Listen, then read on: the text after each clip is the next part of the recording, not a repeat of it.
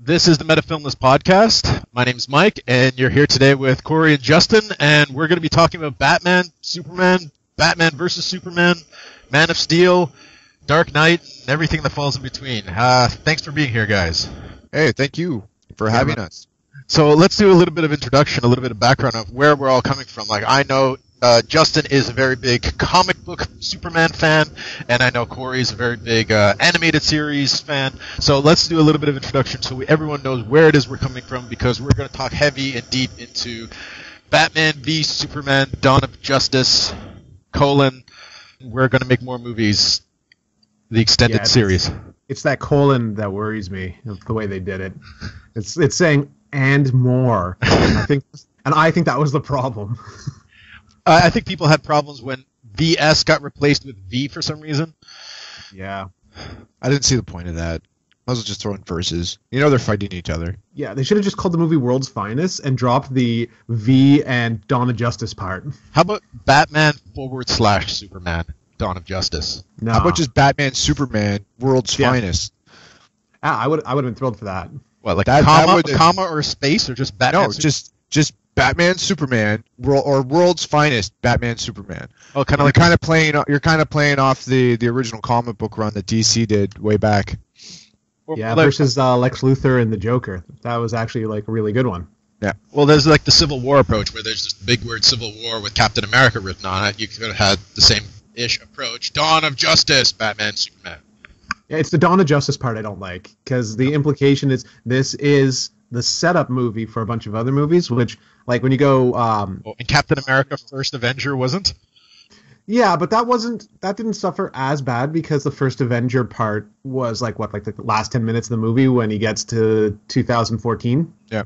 Yeah, it was like 10 minutes of the movie. This was like an hour and a half of the movie. Fair enough. So a little bit of background. Justin, do you want to start off of what's your relationship with Batman and Superman up until this point? Oh, like, I watched all the movies. I watched the 1989 featuring music by Prince. But yeah, no, I love that movie, and I watched them all, but I also read a good majority of the comics, watched the cartoon. And in relation to Superman, like, I grew up on the Donner films with Christopher Reeves, not to mention the Superman animated series, and then I started reading the comics.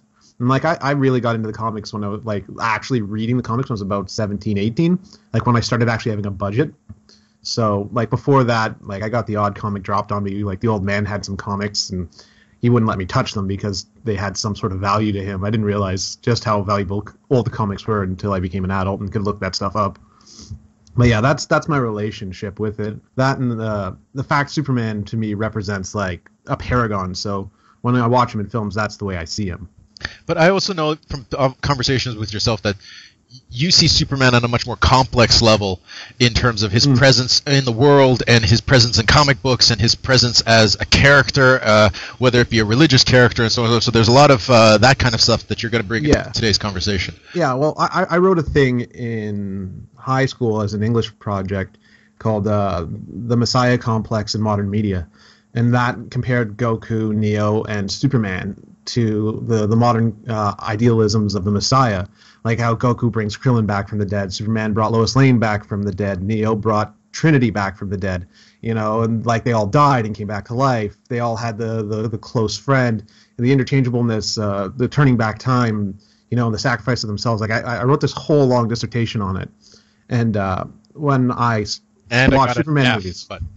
No, I did fairly well. I got a really good mark on that, if I recall correctly, and the teacher found it very interesting. Like the whole idea of Nicolas Cage said it best, that these are the modern mythology. These are the gods of our day, right? They are like Zeus, they are Hercules, they are Hermes, and that's the way they relate to, like, children, is the hero's journey and the hero's tales. They are the modern gods. So, like, Superman relates to the Messiah character, the perfect person who you look up to. Same with, like, Neo and whatnot. The only real things that I've ever touched with DC are any theatrical releases, the animated series, the animated movies. Any of the comics that I have ever read for DC are usually the big stories, like Death in the Family or The Killing Joke or The Dark Knight Returns. You know, the good stories, usually retelling the origins to some extent. So I've read quite a few iterations of Superman's origin, Batman's origin, and, you know, how they fit into the world. And that's pretty much where it stops. I'm surprised no one here mentioned Smallville in the mix of things, because that was also 10 seasons of Superman doing Superman type stuff, Yeah. which was also. I'd like 6 seasons too long. I'm a huge fan of the CW DC universe. I really enjoyed Smallville when it came out. Actually, I enjoyed Smallville years later after it had established itself, and I actually sat down and watched it. Since then, I am currently up to date in Arrow and The Flash. I'm eking my way through Supergirl.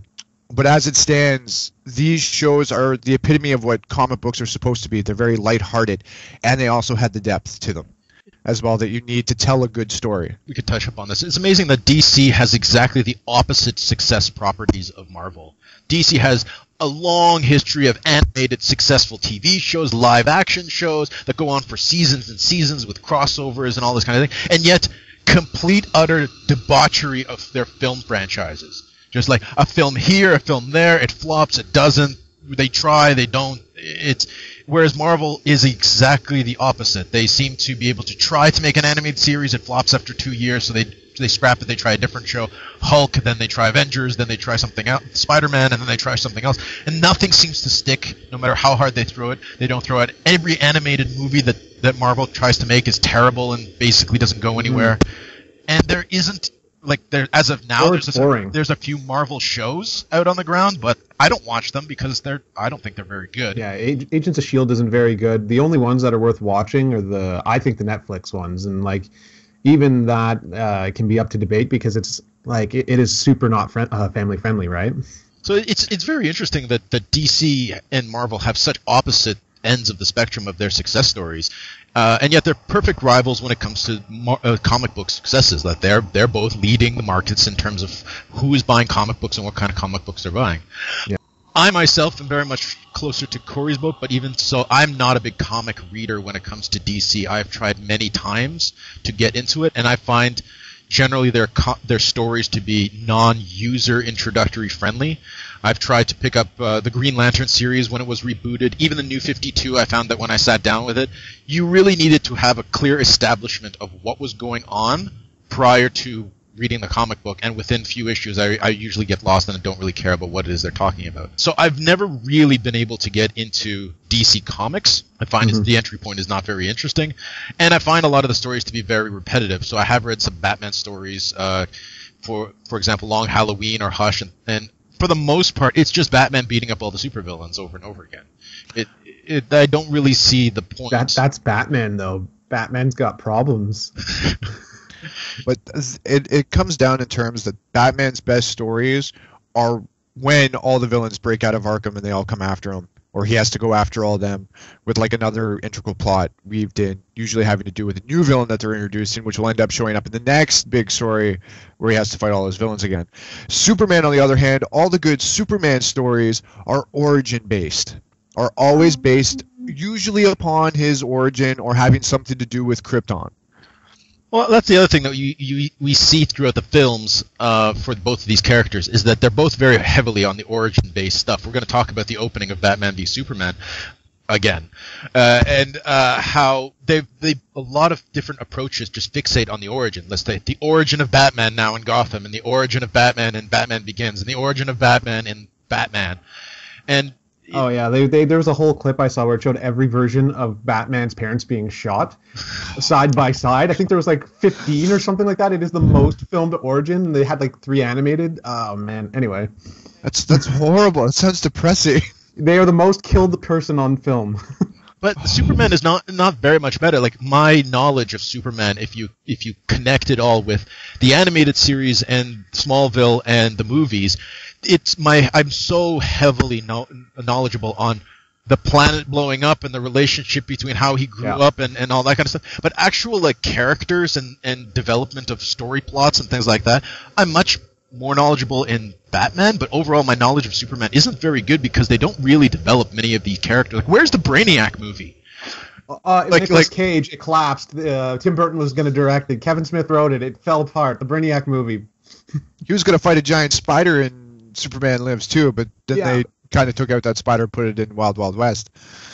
Cantharian Quail Beast or whatever it was called. I'm a big fan of the original two Superman films. They were my favorite films for the longest time. I've loved the Batman animated series and how that moved into Justice League, and how, in some senses, DC is still making more stuff based on kind of that legacy of releasing like 2 or 3 films a year now of just some kind of Batman or Superman related animated film now. And they're still building on that legacy, and the fact that I was really excited for Man of Steel. Just a brief segue into our next topic. I was really excited for Man of Steel because I had completely no expectation that it would be any way decent. And okay. And I was really excited because it would be hilarious to watch it just completely fall apart, considering that Neo fighting Smith that came out 2 years prior or 3 years prior to Superman Returns was far more awesome and epic and Superman-like than anything in Superman Returns, which was, in my opinion, absolutely dreadful. And I'm very, very pleased that movie was not picked up for further sequels and franchises. And I went into Man of picked up for more sequels and franchise? Superman Returns. Oh, it is. It's still going forward. They've got like a DC slate of like 12 movies. No, he means like sequels based off Superman Returns. Sequels of Brandon Ruth in that awful Bryan Singer. In the Bryan Singer terrible, like there he didn't do anything Superman-esque in that movie. Whereas Neo fighting everything, or Neo fighting Smith was far more epic and far closer to Goku than it was to anything that we saw in that film. Yeah, okay. And I walked into Man of Steel. I walked into Man of Steel after a conversation with Corey, basically being like, okay, the only way you can really film Superman is basically having 2 lightning bolts flying at each other, with buildings exploding because of how fast they're flying, and laser vision of like things falling apart all around them. And they'll never do that in a movie. And then we went to go see Man of Steel, and they did exactly that, and it was awesome because they actually filmed Superman showing off what it is he can do. Now, whether or not Superman killing people, blowing up buildings, and all the damage that he did and was a reflection of a correct version of Superman, that's a completely different debate. But at least out of all the instances of Superman that we've mentioned so far, at least in Man of Steel, they actually showed him doing the thing that Superman can do. Yeah, sure. But when like you said, on a different topic, when it comes to collateral damage, you have to be a fool not to think that 2 superpowered juggernauts battling over a city is not gonna cause death and destruction. Yeah, and like there's always a lot of death and destruction in like the animated features. Like there's Superman versus Captain Marvel, or Shazam as they're calling him now, where like they just topple building after building after building. In a cartoon, it's not so bad. You swallow it a lot easier. But in a live action movie, because it's real, it kind of weighs heavier on you, and you start wondering about the actual like life lost in those events. So yeah, in Man of Steel, it really kind of hit people because it was so much 9/11 sort of imagery that people watch the movie. They're like, oh, this is like watching the towers go down 100 times over. As realistic as you can get making a superhero movie, it's the damage and the destruction that, like you said, Justin, really does hit home. Because that's as real as it would get if you had somebody come down that had really massive superpowers in reality. That would be it. Well, which ultimately made the first Avengers movie amazing, and the second one less so because there were actually superheroes causing collateral damage, being involved in fighting in a real environment. And same thing I can say for Dark of the Moon, the third Transformers film, is that they were actually fighting in the middle of a city, causing collateral damage, and you're getting the actual real results of some of these science fiction properties and how they're impacting normal people. But and that being said, the opening of this film with Batfleck on the ground reacting during the finale of the previous film is a pretty far out way to start a movie. That's a great way to segue into a new story and a new character and a new development. And I'm actually personally very impressed that when was the last time you saw a sequel that picks up during the finale of the previous film? Porky's 2 starts off like 10 minutes later. It was great. Or Halloween 2 starts about just 10 minutes later as well. Yeah. No. But this is an overlap from a different point of view. Mm-hmm. Yeah, but it's a good point of view too, because you have that grounded. That's what it was supposed to be, that grounded point of view from the masses on the ground, like watching this event unfold in all its destructiveness. And yeah, I like that a lot about it. That Superman, like you're saying about destroying the whole building, like this is supposed to be Superman's first day in the suit, and then fighting someone who's just learning the power. So all that destruction happening, and then someone seeing it from the ground level, really brought like. If it wasn't emphasized enough in Man of Steel, they really want you to realize just how awful and like how much emotional impact it would have on the people there. And that was really great. I was thinking about Man of Steel when I was watching it too. Like you get the shot of Zod and Superman fighting in the building when Superman takes Zod's head and kind of redirects it as he, laser blasts through the building. But then seeing, like you said, Justin, seeing that from the outside, seeing that laser blast come out and slice the building in two was fantastic. Oh yeah. But I think there's also a huge presence, which we'll get into, of just the emotional reaction of the world seeing that. Now, we as audiences and people watching Man of Steel, I think that was the primary center of most people's complaint about the film, was that collateral damage and that fight towards the end, of how un-Superman-like it was, and how it doesn't reflect the kind of Superman imagery that was being presented before. And the whole movie was like that. Superman doesn't act like Superman the whole movie at all. Like the way he reacts to a guy throwing a beer bottle at him, he like crucifies his vehicle. Like he's childish and petty the whole movie. So seeing a guy who doesn't care about the collateral damage didn't surprise me at the end. But is it a question of they didn't care, or is it a question of what the director said that he wanted to build on that in some way, or is it just him reflecting on the backlash that he got from Man of Steel? It's just David Goyer's writing. Like David Goyer, I saw a lot of interviews with him talking about writing Man of Steel, and like his look on the world is very nihilistic, where like there's no good, there's no altruism. Like nobody does right things when they're powerful. They're either like bad or they're not doing things for the right reason. So there's no altruism in David Goyer's view of the world. So Superman, he's not going to try and help people unless it benefits him somehow. But in a way, it also kind of, although an alien from another planet, it also makes him a little bit more human. I mean, at the same time, like someone does something wrong to you, you yourself might feel the need to retaliate in some way.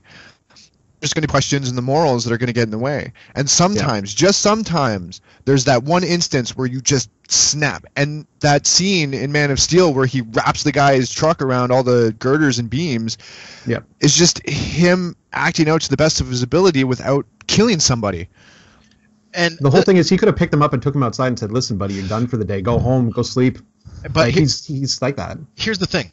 And we'll jump ahead a little bit to this version of Superman. But the idea here is that this is the first version of Superman that we've seen through both of these films that is human.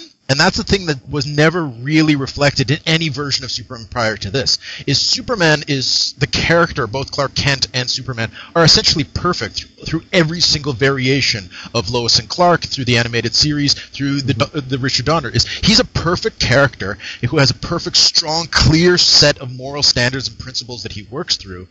And even in the comic, he's not a very three-dimensional character. He's very two-dimensional and very set in his ways of what it is he does and how he does it and what he cares about, what he doesn't care about, and that confidence is very present in all this area, and in many ways is very childish and simplistic. And I'd say it's similar to Captain America's idealized view of the world, right? There's supposed to be that like 1950s father knows best type attitude. Sure, and I think what we're seeing here, which is an interesting development, is that the character of Superman is very different than the evolution of the Clark Kent character of an alien growing up on Earth. So he's human, and he makes human mistakes because he's taught by humans and he's surrounded by humans, and even as he grows up, this movie is a reflection of that dilemma of, I'm a god now and I'm worshipped and there's all kinds of other things. It's like, how do I make decisions based on that kind of human thinking? And you see a conflicted character in this, and the finale of Batman of Man of Steel, and through various different scenes through Batman v Superman, there's a lot of that kind of dilemma of a much more complicated, much more three-dimensional, in a sense even tormented character of, what do I do with my great power and great responsibility? What is the right thing to do, and how do I go about doing it? And that I find that personally very interesting than the just black and white, very clear-cut, very set Richard Donner version of Superman, which is he knew exactly what he was doing. I'm here to fight for truth and justice in the American way, and that means exactly this in this way. And you see him confident and very clear in all the like Justice League and animated series. And though they tried to explore that dilemma in Smallville to a point, he was still inherently knowing what he was doing, knew the right thing to do whereas they never really explored the aspect of the presence of gods among men and how that. I like that part of it. The beginning of Superman v Batman or Batman v Superman. They have all the news reports trying to quantify the value. You get. I think it was Neil deGrasse Tyson. No, it was someone else who was talking about it where they said, "Is he responsible to our morality on Earth, or is he above it and we have to live up to his standards?" Right?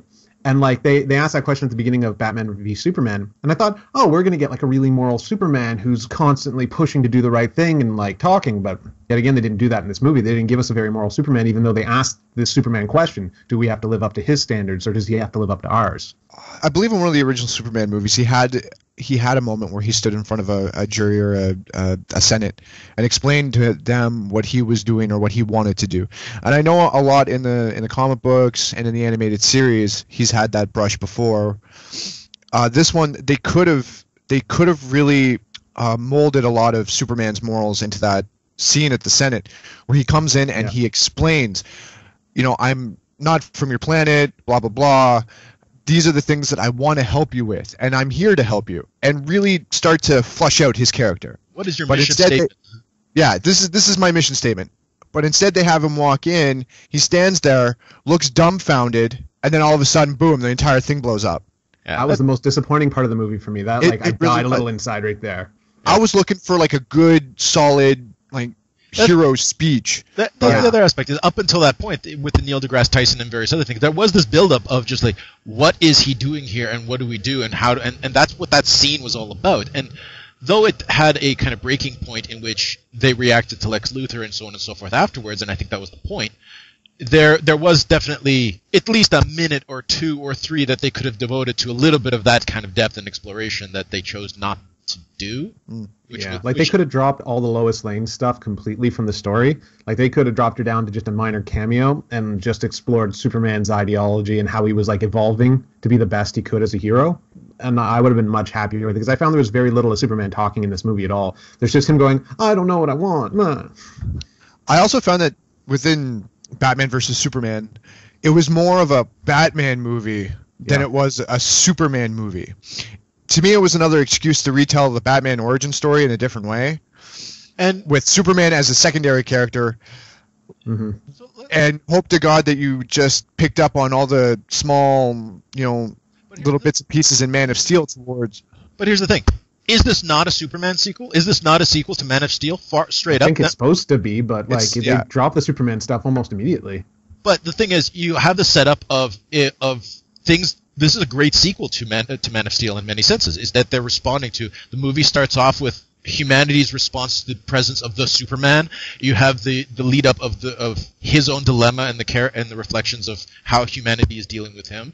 Ultimately, his villain is using broken technology and stuff. Was it his villain or was it the Joker in disguise? I felt like I was watching the Joker. But the aspect is that they had a Lex Luthor villain and he was using technology and things related to the previous film, and ultimately he fights a Superman villain towards the end of the film. So in aspects, if you cut out all the Batman stuff out of it and left it with what we could have had as the core Man of Steel 2, was this not a Man of Steel 2 movie? Was that not? It would have been a Lois Lane movie because the majority of the plot on the Superman side is Lois Lane doing the research into the bullet and trying to figure out where it came from.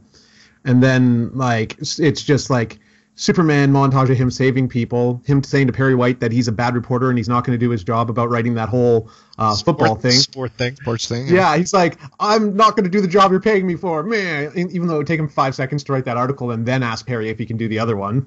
The movie had so little Superman in it. If it was just the Superman stuff, it would have been a Lois Lane movie.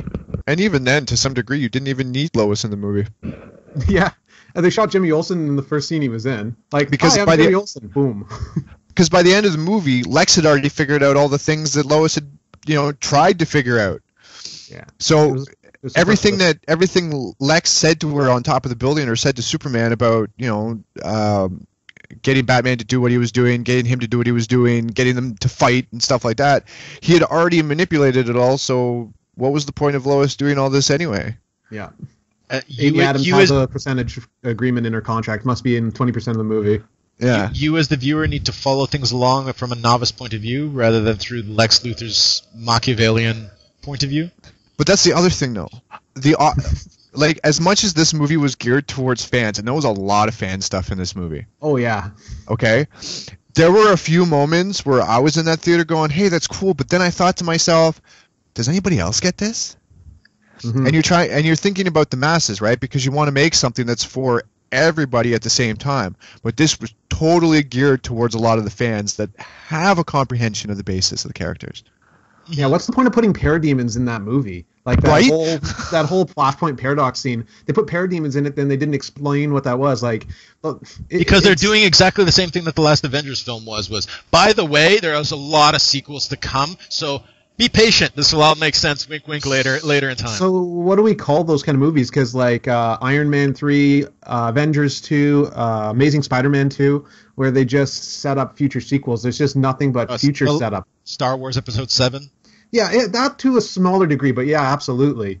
Well, like those kind of movies are starting to really get on me because like all Iron Man 3 was like, oh, by the way, Avengers and various other sequels are coming, and like Spider-Man, Amazing Spider-Man 2 was like, oh look, we've got Doc Ock in the background and Vulture in the background. It's like it was nothing but setup. It's an incoherence between the plot that they're trying to set up and the future films that haven't been written yet, that they don't actually necessarily know what it is they're doing.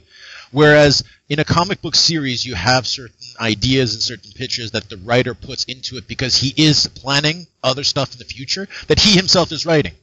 And he sets up certain things that he's going to mold into that. Whereas here, the argument that Iron Man and Captain America had in Avengers 2 was supposed to lead into Civil War, which had no bearing on probably the events of Civil War whatsoever.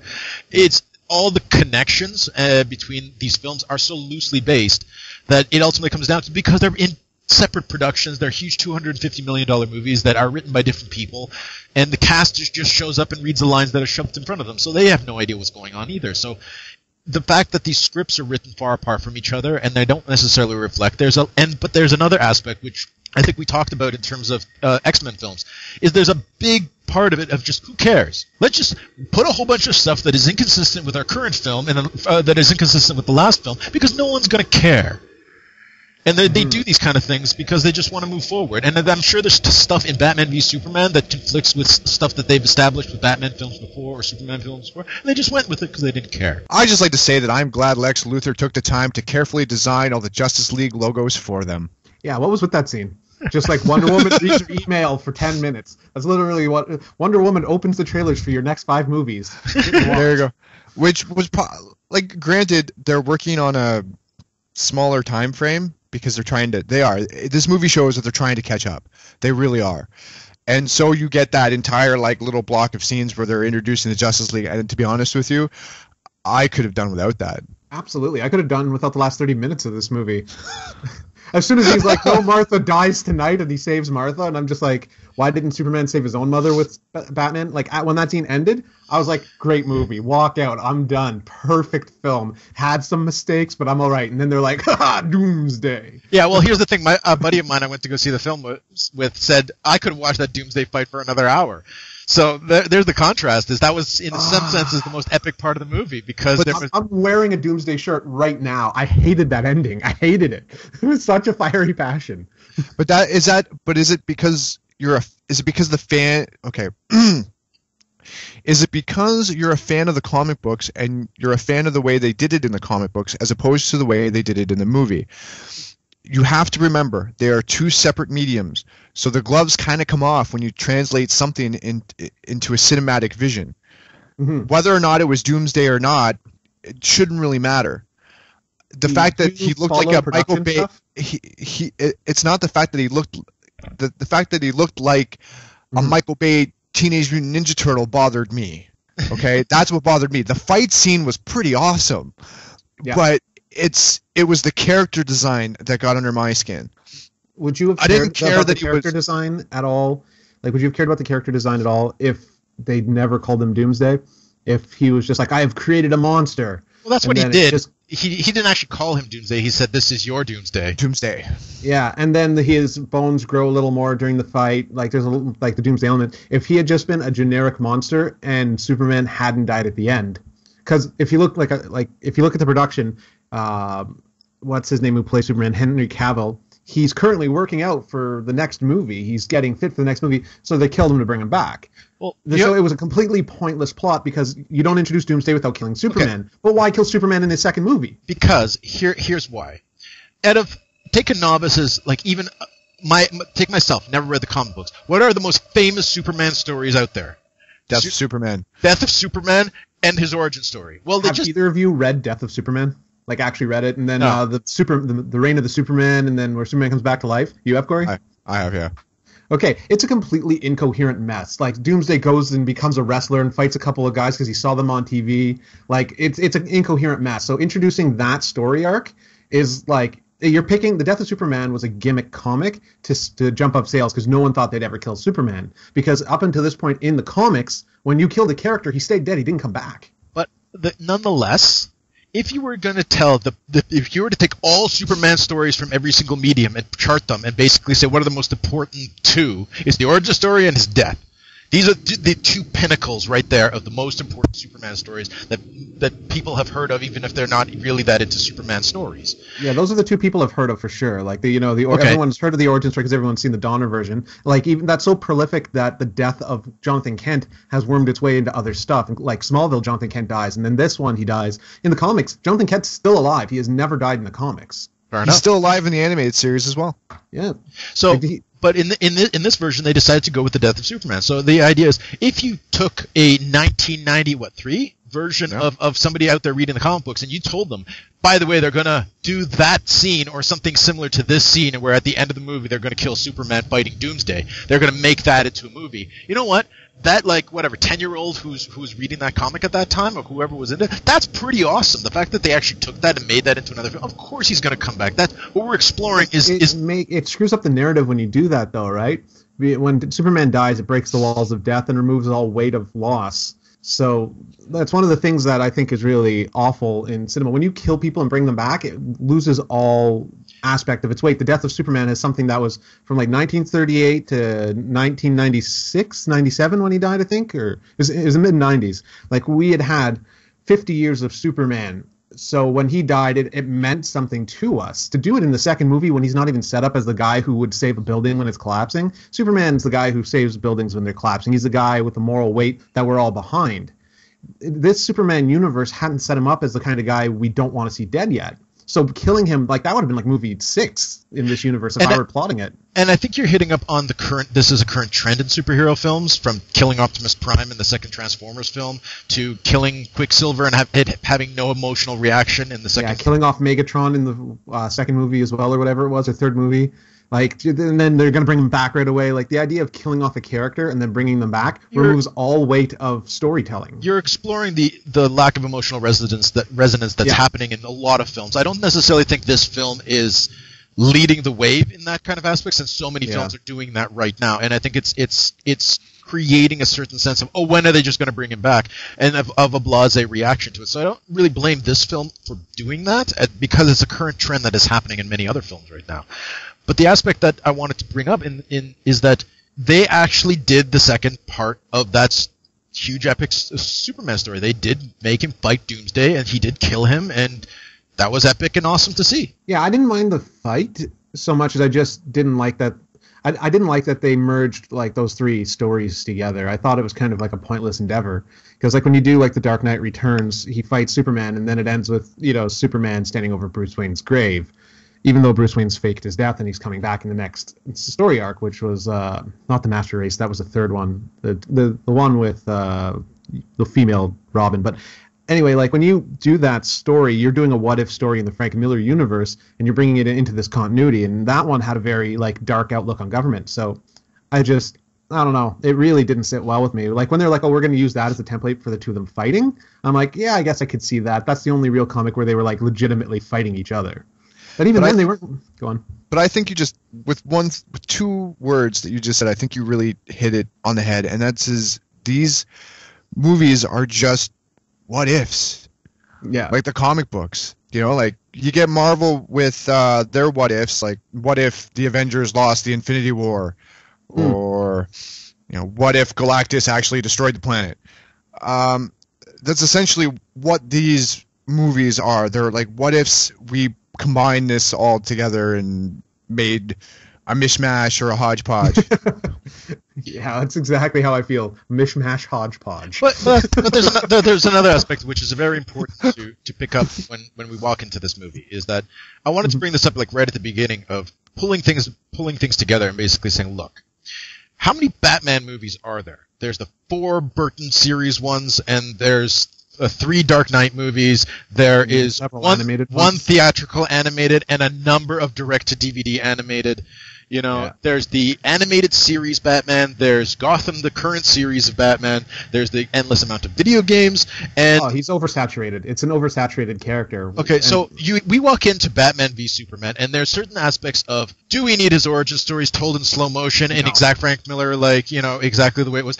That was hugely a waste of time. Was it well done? It's probably, here's the funny thing, it's probably the best version of Batman parents being killed out of all the versions that existed prior to.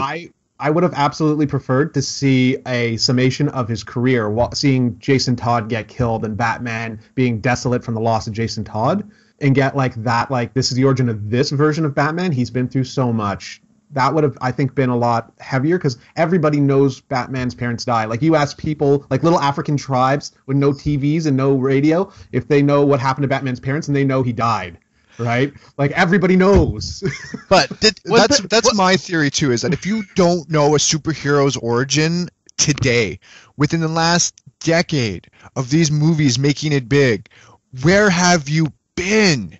Oh yeah. Like, there's to go back to African tribes, there are tribes who know who the Phantom is and put the Phantom art on their shields. Like, comics are prolific. They are everywhere. But I think it comes back to my question is, was this not the best version of Batman's parents dying and being buried out of all the versions previously done? Oh, yeah, Zack Snyder stuff. I'd have to say, yeah. But as we just said, it's completely pointless because we've seen this before. But nonetheless, they did a great job doing it. It's a great 5 minutes that they could have not done. I like to eat ice cream for dinner too. I like one of my favorite shots in the movie is near the beginning when Bruce's parents are getting shot again. And that's when the necklace gets caught in the hammer of the gun and snaps it, and that's what causes... Because in every iteration of his origin, something happens with her pearl necklace. Mm-hmm. And that was by far the best one I've seen. On a funny note for pearl necklaces, when you make a pearl necklace, you knot each pearl into place, so that when the necklace breaks, all the pearls don't pour off. Yeah. So one of the strangest things in the Batman origin is the pearls going everywhere. Like, of course, it's a beautiful shot and it's an interesting concept in that he has to search them down after to get his mom's pearls back. But an actual pearl necklace has knots between the pearls to stop that from happening. Pearls are expensive. The fact that you know that is questionable as well. I have my resources. I have my reasons. He has his sources. Well, yeah. My ultimate main problem with Batman v Superman is the fact that it's too long. And you can look at various different scenes like that opening shot of Batman's parents getting killed. Yes, you have to establish this new character, but he's established. We don't even need this stuff. It's not a question of relying on previous films. It's a question of, really, did anything about his parents dying impact the rest of the movie? You had the nightmares of him. Of Martha. You had the nightmares of him with his parents' graves. That's sufficient, isn't it? Yeah. It's also as easy to be like Superman just asking him, what made you this way, and Batman going, my parents were shot in front of me. Yeah, that's traumatized. So there you go. There's enough scenes and there's also annoying scenes like Lex Luthor shoving the piece of candy in the other guy's mouth and making him eat it, and I died inside when I watched it. I'm like, we're watching the Joker. This is the Joker. This is something the Joker does, where he blows people's personal space. What happened to Lex Luthor being brilliant and powerful? In a previous. This brings me to another point. This goes back to a few other things. The fact that he fights Doomsday at the end just levels the playing field. I think that if they didn't include the giant Kryptonian monster at the end of the movie, and it had something to do with Lex Luthor being Superman, instead of using Batman to beat Superman, would have been a little bit more prolific, because that's the whole dynamic between Superman and Lex. Lex is a mortal man. What makes you so special, Superman? And that's why Lex keeps going after Superman, because he wants to prove that he's not immortal, that he's not a god. Yeah, but in this movie he used Batman to pull that off. He didn't want to do it himself.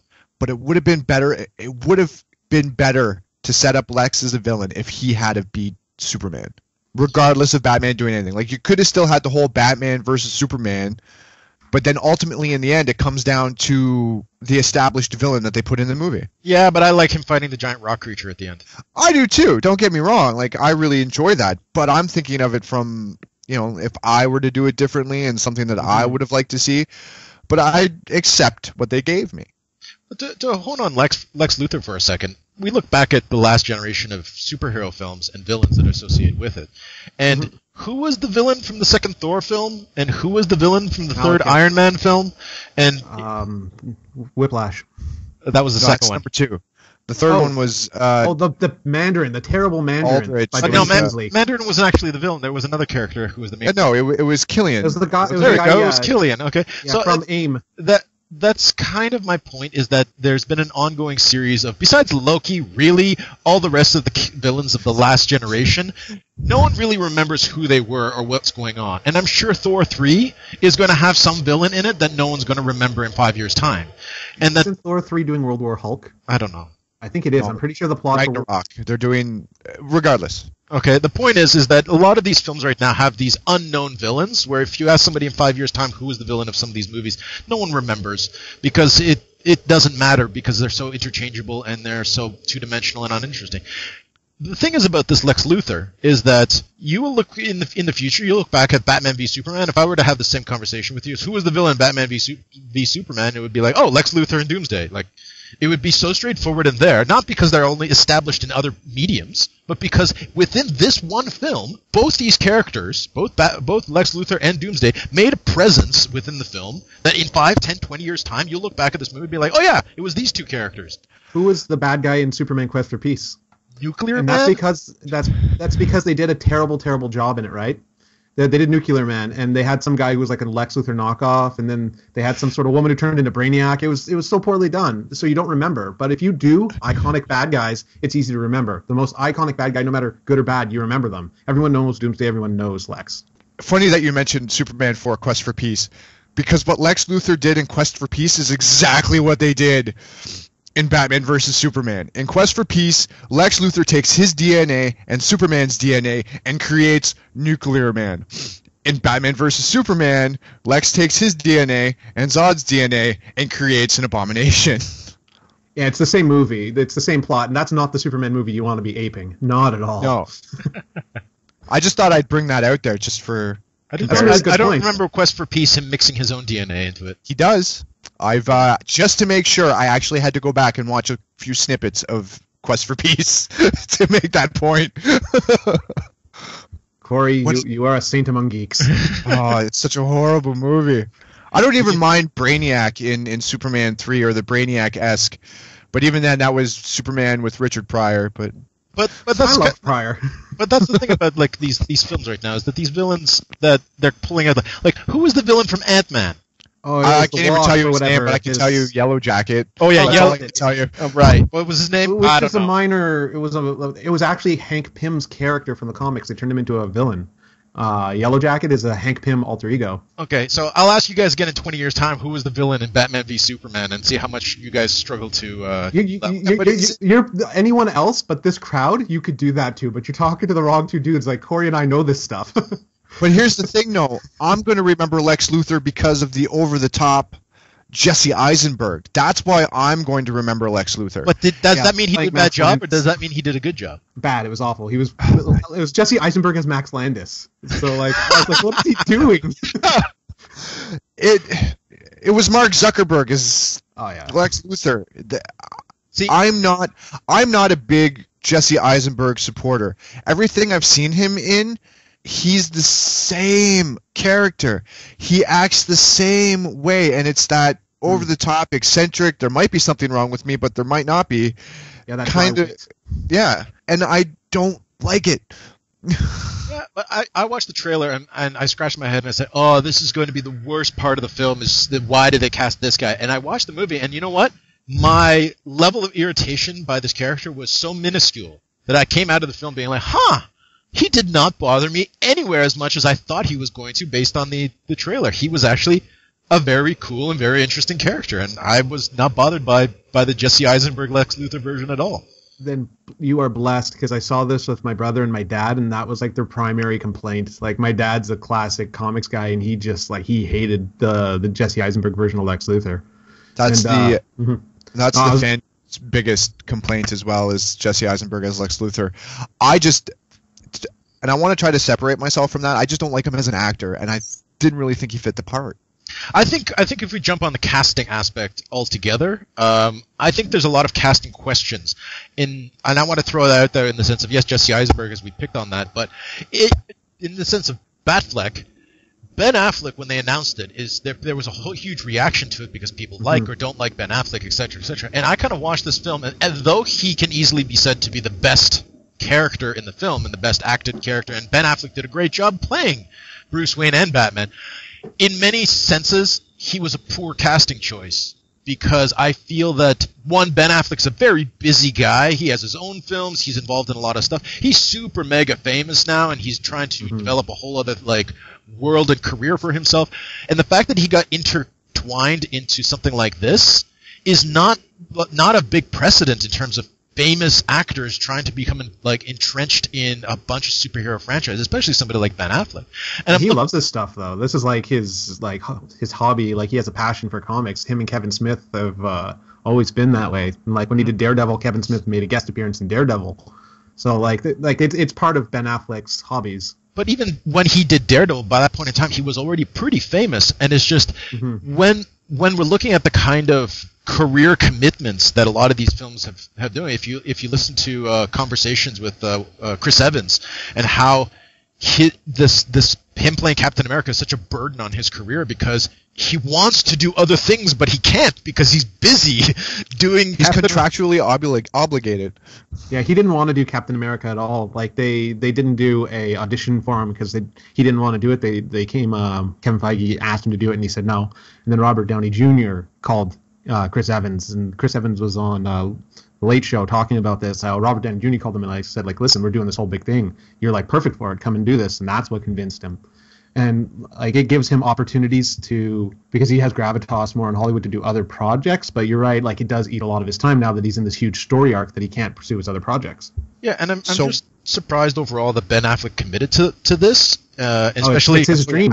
Especially after having a brush with a not too great superhero movie beforehand as well. And becoming super successful with Argo and his other self-directed films, and him The Town, and pursuing all kinds of. It's a very strange move for both Ben Affleck, an actor overall as big as Ben Affleck.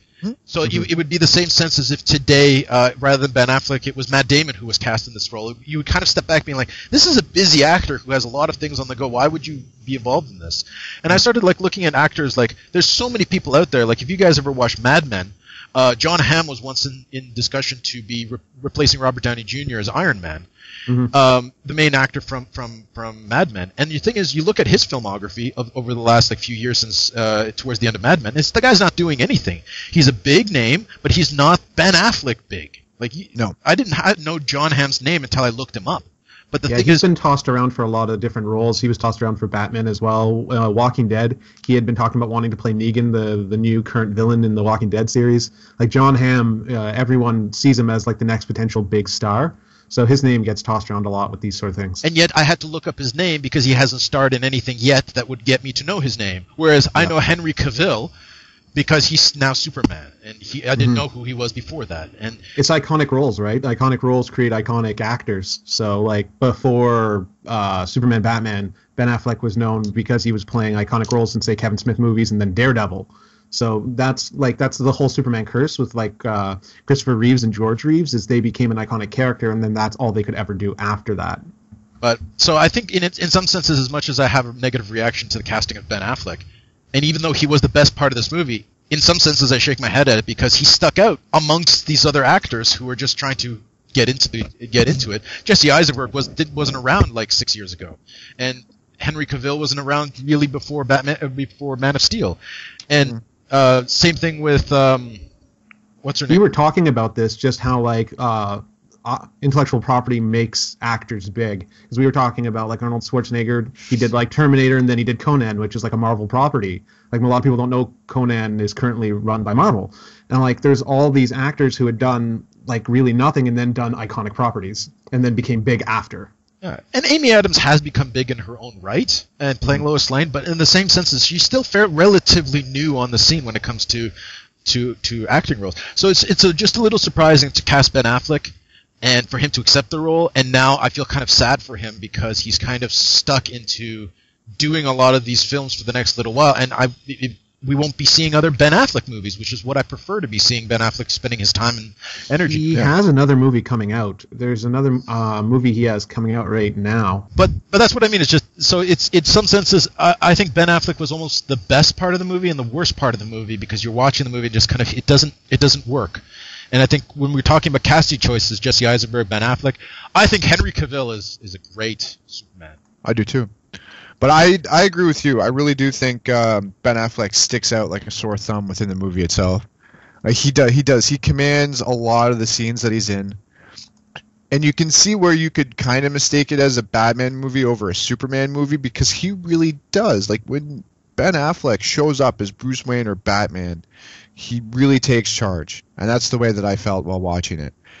And it did seem to focus more on Batman. Now the question is it because it was the way it was written, or is it because you have that big name megastar? I think it's a combination of both. They were trying to. First of all, this is like the fifth incarnation of Batman, and within our lifetimes that they're trying to push. Yeah. They were trying to, and they succeeded because they did a new version of Batman, a much more brutal, mentally disturbed, and like hard hitting Batman than. Yeah. He was very reminiscent of Batman from the Batman animated series. That's what I. A little bit. I mean, like they got more into like the detective side of the Batman world, which I like. The thing I liked about this Batman was that he goes and he does the detective work. He went to the party. He played the Bruce Wayne while doing the spy stuff. Like that's what I really like about Batman is the intellectual side of his character. And this movie showed a little bit more of that with a few asterisks here and there related to it. But generally, I thought it was good. I think it's a reminder that Bruce Wayne is Batman all the time. Whereas, and they did this also for Superman, is though Lois and Clark and Smallville kind of hints at it a little bit, here they really give a presence that he is Superman even when he's dressed as Clark Kent. And he's Batman even if he's not dressed as Batman. And they're really pushing a consistency between the characters from one end to the other. And Ben Affleck only turned around and said, like, oh, I'm drunk and I'm totally, not here. He only pulled out the Bruce Wayne persona when it was necessary to do so. Mm-hmm. But you saw a much more consistent character of Bruce Wayne, Batman, this dude, from one area to the other area, no matter how he was dressed. Same thing with the Clark Kent Superman character was very consistent. It was a single character as opposed to two personas, which is what they've been pushing for part of the long while. I like it more with the two personas with Superman because it really, like in Kill Bill, it says that's his depiction of humans. It's his review of what humans are like to him. They're all weak and bumbly, and that's what Clark Kent represents, is him trying to emulate what he sees humans like. And I don't find they did that in either of these movies, in Man of Steel or Superman v Batman. Like, there was no Clark Kent persona whatsoever. But I'm saying I like that because... I'm saying that's the thing I hate the most. Oh, excellent. And that's the thing that I find interesting is because Batman can't just shut off being Batman. And I think that's what Alfred pushes in this, is that you can go to the party as Bruce Wayne, not Batman, and still get what it is you want. Yeah. And that was when they did the Christopher Nolan Batman movies. I find that's something that they really made a mistake on. Like, Batman would never retire as a character. He's the kind of guy who has to relive the death of his parents every single day. He has to go through it every single day because he can't let it go. He has to be the person that wasn't there the night his parents died. Like, he has become what he wished was there, and that's his problem, is he's always reliving that. So when I saw the Christopher Nolan ones, they got to the third movie and he was retired, and I'm like, that's just not Batman. Where in this movie, he was still doing it. He was still going out and finding. Was he? There was the sex slavers, right? The guy that he brands, and they're saying Batman's getting more violent. Like he had not stopped at all. He was just as intense as he had always been. Which would have been also really, really cool to touch on and flesh out a little bit more in the movie, as opposed to showing you a ruined costume of, his sidekick that supposedly drove him even more into his traumatic state as Batman. Because over 20 years of doing this, you can begin with the most noble of concepts. I am going to fight crime because my parents were murdered, and I am going to do what other people won't. To the point 20 years later where you have met some of the most insane criminals you have ever faced, you cannot tell me that you do not come out just as clean as when you started. And The see, reason- that would have been a good parallel to Superman, where he's got like this altruistic idea of the world. That like, oh, I can do the right thing. This won't affect me. I'm going to affect the world. And then you would have had like opposing ideals of Batman being like, no, this is going to ruin you as a person. And Superman going like, no, it's not going to ruin me. I'm a good guy, right? But they didn't do that. I am what you're going to become is what Yeah. Batman should have said to him, which would have been great. And I would have been like, thank you very much. Mhm. But which gives more precedent to why Batman is doing the things that he is doing, why he has become so violent, why he's branding these people. It's like, oh, the brand is a death sentence, right? And that's Yeah. cool. That is really neat, because the longer he does it, the more he goes into his traumatic state. And Yeah. he's going to get more messed up. After Death in the Family, the comics, when Jason Todd died, the second Robin, Batman becomes more and more and more violent. Up until Tim Drake appears, and Tim Drake figures out who Batman is, and he tells Bruce Wayne, he's like, without Robin, you become very violent and very aggressive. You need the apprentice-mentor relationship to keep you in check. And that was like a revelation in the comics, that Batman can't be truly morally good without Robin. And then in this movie, there's no Robin, so when he's branding people and dropping cars on people and shooting people dead, I'm just like, yeah, that's what happens when he doesn't have a Robin. He just becomes a monster. Justin, I like to point out a comment that I've been noticing throughout a lot of this conversation is you're very heavy on whether or not these films are accurate depiction of the comics or the characters within the comics. And I think you will inherently be disappointed by all of these films because, as we discussed with Star Wars and we discussed with other things, they're not made for fans of the comics. And I by disagree, because they aped 3 comic arcs. They did the Death That's of because Superman. They did they're the New looking- 52 Origins. They did Frank Miller's the Dark Knight Returns. They're looking for source material to work with, of what was the most successful source material that we can leech off of in order You're to right. make. When they did Lord of the Rings, they should have just changed everything because it's a switch of media. They should have made Gandalf and Frodo into the same character. Like, when you're translating IP, your best option is to translate it faithfully so that the soul of the IP continues on. If you change Gandalf and Frodo into the same person, you lose the truest source of why people want to see this in the first place. They want to see their media switch from book or radio into film. And that's what makes it enjoyable. And I think that is a great debate to have, of whether or not things should be loyal or not, and whether or not how much things change from one medium to the next. But inherently, is going into a lot of these films, reading, for example, the Jungle Book and going to go see the movie right now in Jungle Book, and trying to assess whether or not it's a remake of the Disney version or whether or not it's an adaptation of the book, and trying to contemplate between the two of them, inherently there's going to be a level of disappointment because every single version of events is always going to try to do things a little bit differently based on the precedent of things that happened before it, or based on the kind of trends that are happening right now, or just the ideas of what is happening right now. And you know what? When it comes to Lord of the Rings, if they were to ever do it again, they could very well easily make Frodo and Gandalf into a similar character because they've already done this version. Why not try that version? Because that's the way things go right now in Hollywood. They'll try a loyal adaptation, and if it's successful, it is. And other times they'll try to adapt it because some big shot had a really cool idea of making Frodo and Gandalf the same character. Yeah, wouldn't it be great if Frodo could do magic? He should summon light magic. Well, let's make Kirk and Spock the same character. What's the point? Yeah, just merge them together. There. Why not? And that's why you're getting 23 now Jump we're Street and Men Hollywood. in Black. We are Hollywood right now. Why not? Why not do something original? Yeah. Why not? 23 And that's Men in Black, Jump Street. Like, that's I happening. love that. That's I love that. That's a great mashup. But that's the thing. Is just what you're saying very well could happen is depending on the circumstances of what it is they're trying to put money behind it, and whether or not they're successfully loyal to an individual comic or not is besides the fact. And it as much as I want to watch this material, seeing how loyal they are and whether or not they recapture many of these ideas that they have. Going into Civil War, I'm not going to be heavily comparing it to the comic book because simply it's not going to happen. But they've got like a huge buildup of movies. They got like 11 movies right now that they've built their own connective universe. At this point, it's like its own ongoing comic, right? Like if they're doing Civil War 2 in the comics right now, and it's nothing like the original Civil War comics. So having done the Marvel universe, Promotional tie-in is what you're looking for. Say that again. Promotional tie-in. Emotional tie-in. Because they're doing the Civil War, they have to do it in the comic books because it's gonna make more money.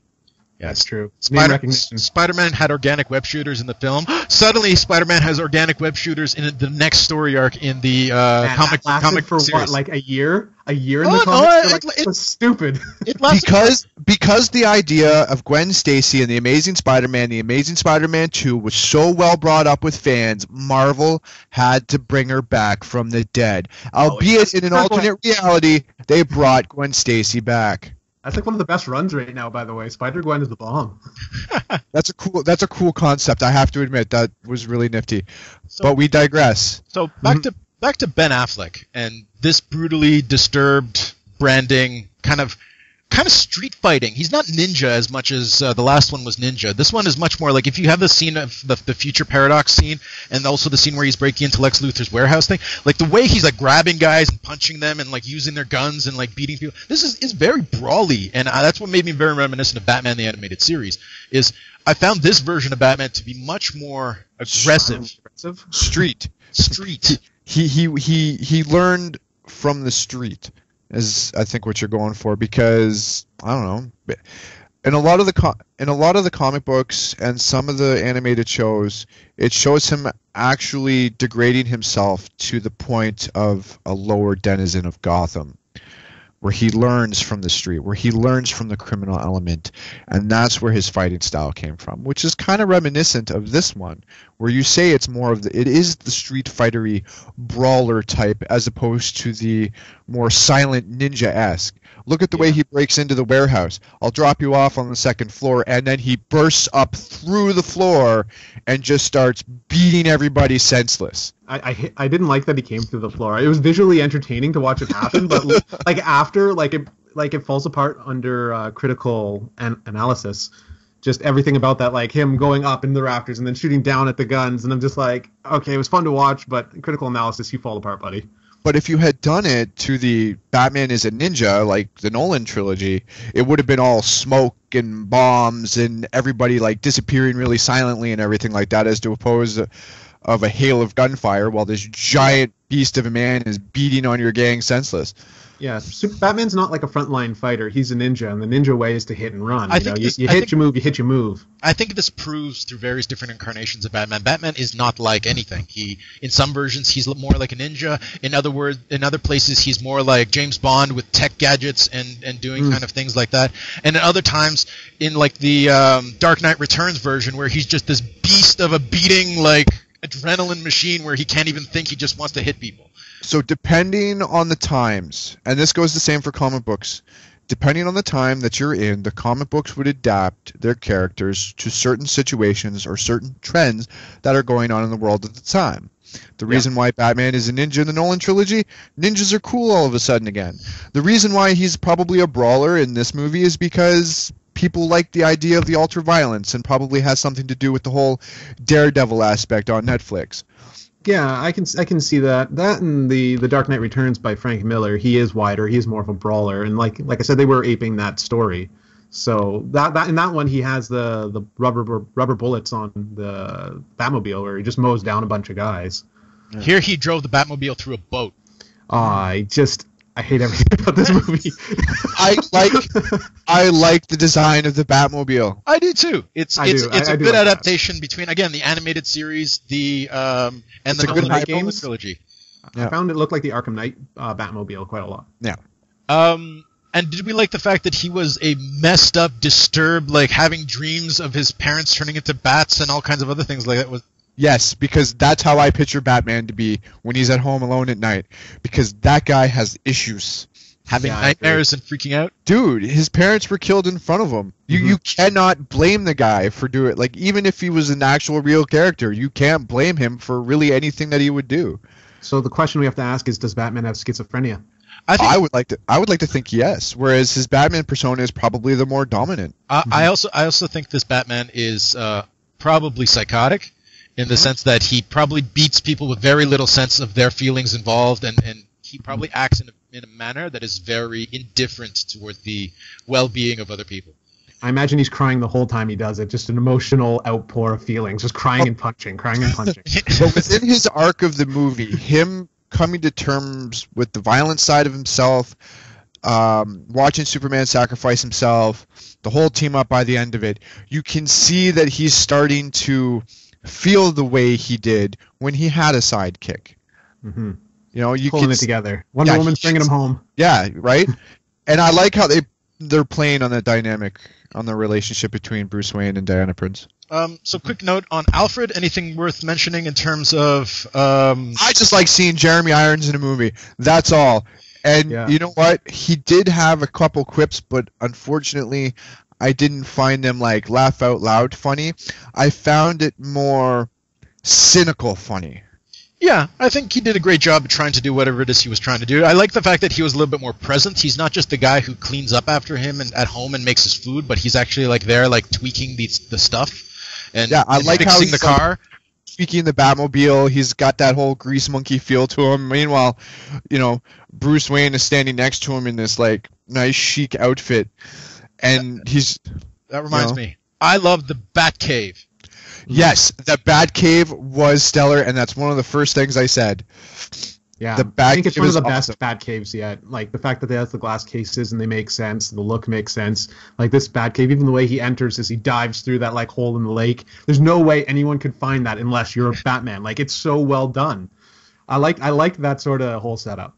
It's also to the floating platforms. You know what I mean? Mm-hmm. Like the platforms that are extended above like this otherwise bottomless cave. Where was the giant penny? Where was the T-Rex? Where was the Joker card? Where was that stuff? If they had that, I would have forgiven everything. Justin, your inner fan, it's screaming. It's true. I want my giant penny. So I have a few things I wanted to say about this version of Henry Cavill. I touched upon it a little bit earlier, but I think one of the things I didn't mention before of this version of Superman is that they also pushed this character of Superman beyond some of the previous incarnations of Superman. And that's one of the things I really liked about this film is because where the Superman character, from the moment he becomes Superman at the beginning of Superman the movie, and throughout all the other versions of Superman, he doesn't actually evolve as a character. Here they actually pushed the concept in various different forms well beyond any of these previous established media. Things like, there's none of this, does Lois know who he is? Are they in love? Are they not in love? Are they together? Are they not together? They just jumped right past the end of where everything other version ends, right into, they're in a serious relationship, she knows he's Superman, they're going to get engaged, and she's cool with it. Like, they just skipped over all the melodrama and nonsense that was established in Lois and Clark and in the Smallville and in the animated series and in the comic books, and they just jumped right past where the comic books typically go, because as soon as Lois Lane falls in love with Superman, they're about to get married, the universe explodes, and then she doesn't remember anymore. Yeah, that's Richard Donner stuff where like Superman has godlike powers where he can like look at a wall and it rebuilds itself and he can kiss someone and they lose their memory and he can pull off the shield on his chest and it turns into cellophane. Like the Richard Donner Superman was like had godlike powers. He could literally do anything. I'm going to go backwards in time, which was never established as a Superman power. Well, now he can because it's the Richard Donner God version, which is kind of like the Grant Morrison version of Superman where he's godlike in powers. But it's still it was so much. It was There's a fine line in the Superman stuff where he's got a lot of powers and it makes sense, but it's not too much. But just as the character is just every single time he gets together with Lois in every single version, very shortly after, either they have to kill the franchise or they have to make a reason of why they're not together anymore or why she can't remember anymore just to do it all over again. Well, that's because of a certain element that I think is kind of pivotal in the Superman mythos, is the idea that Superman represents the reader, that he's the power fantasy of the person who's reading the comic. And when you read Superman, you're like this geeky guy who girls don't get, and nothing you do will ever get you the girl you want, right? Yeah, well, that's kind of like the whole Superman thing. So when you take Clark Kent as Clark Kent in Metropolis, he's got this girl that he's in love with, this perfect woman who's beautiful and sweet and into all the same sort of things he's into, and she's also very powerful and driven.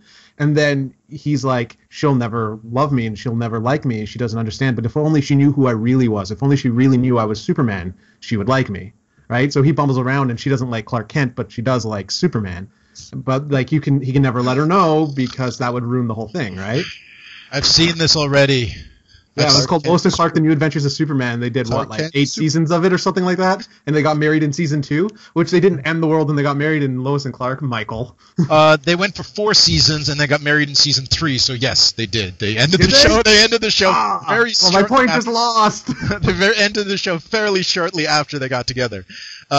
And even like all the other like if you want to get Lois Lane and Clark Kent together, it has to be in a All-Star Superman or a one-shot or like a what if story or like something like. So this movie already like jumps the gun right at the beginning, established they're in a passionate, involved relationship. She knows he's Superman like right at the beginning, like right away, like they're knowing who they are, and they pushed beyond most established Superman concepts. And I give kudos to this movie for trying to push beyond that and trying to explore this concept of the Clark Kent dilemma, not only in the what do I do as a god on Earth, but like how do we make the world a better place? It's a simple, it's easy. But what do I do? How also progressing the character in the sense of he wants his own happiness, he found his happiness, and he's moved beyond that. All the other previous versions of Superman, they fall short of that very, very soon, very leading up to that point. You mean like theatrically, like in the live action or animated medium that they fall short? Is that what you're talking about? He gets together with Lois Lane in the last like 5 episodes of the series. Yeah, he doesn't even wear the suit until the very last 10 minutes. Like Smallville, they were like no glasses, no flights, no tight. It's also that you can't have your superhero be too happy because then you kind of lose all the drive for him. That's the woman in the refrigerator theory where you have to kill their loves in order to keep them motivated. That's just because you get a lot of bad writers. Superman's been written for so long. There's so many bad Superman stories out there. It's the gems in between that make the character worth reading. So that now we have to pick on the religious messiah aspects of the Superman character. And once again, I give this movie kudos because out of all the existing superpower, superhero, metahuman films that have existed prior to this one, this is the first film to actually take a step back and trying to assess humanity's response to the existence of a metahuman. Whoa, what about Watchmen? Watchmen addressed that. This also Zack Snyder. Yeah, that's actually really true. I call your bluff. Well, it's a Zack Snyder trait. Clearly he's thinking about it, he's exploring it with his films. But you got to think though, Watchmen was designed to do that even as a graphic novel to begin with, whereas Superman really wasn't. No. And I think what Mike's trying to say is that this is the first time someone's ever really brought to everyone's attention that this is how powerful this guy is, and this is how humanity would view him. Yeah, especially since he doesn't talk to people in this reality. He doesn't do like live appearances. Yeah. Well, like if you go Superman in the Elite, the animated feature, he shows up at the UN and gives a speech about like his mission statement, as you had said earlier. Or if you do the Death of Superman arc, he shows up on like Jerry Springer or something and like talks to the people about like why he does what he does. It was something Superman does is he has these public appearances. He shows up in the newspaper. He lets people do interviews with him. Like he is a very public presence. So, like, in this series, he hasn't become a public presence at all. He is literally just, who is he? What if he does this? We don't know what he's like. So it creates those questions. But I think that there's a certain mythos that comes about it. Even if he did do those things, like, I didn't catch that episode of Jerry Springer, or I didn't watch that particular thing, or I didn't read that particular newspaper. To the average person who has heard of the existence of this godlike being on Earth, maybe all those speeches and all those things don't matter. It's just the aspect of that what they explored in the film is the existence of this character. I don't know why they were calling him godlike. Like the idea that he was godlike, it kind of baffles me because what has he done? He's knocked over a couple buildings. Great. Well, terrorists can do that. Well, he broke a guy's neck. Well, great. I think it has anyone can do that. Like the whole godlike aspect in this. Like they said it and they like pushed in your face. They're like, here, he's godlike. He's godlike. And I'm just like, he has never done anything to be godlike. He's ultra powerful alien. But I think that's the aspect. He's an ultra powerful alien. That humanity. And I think that vision that Bruce Wayne had of the future is that humanity can't stop him. Is that we as an entire planetary society do not have the resources to face off against this guy, and we start exploring the fact that he doesn't live by our rules. What is he here to do?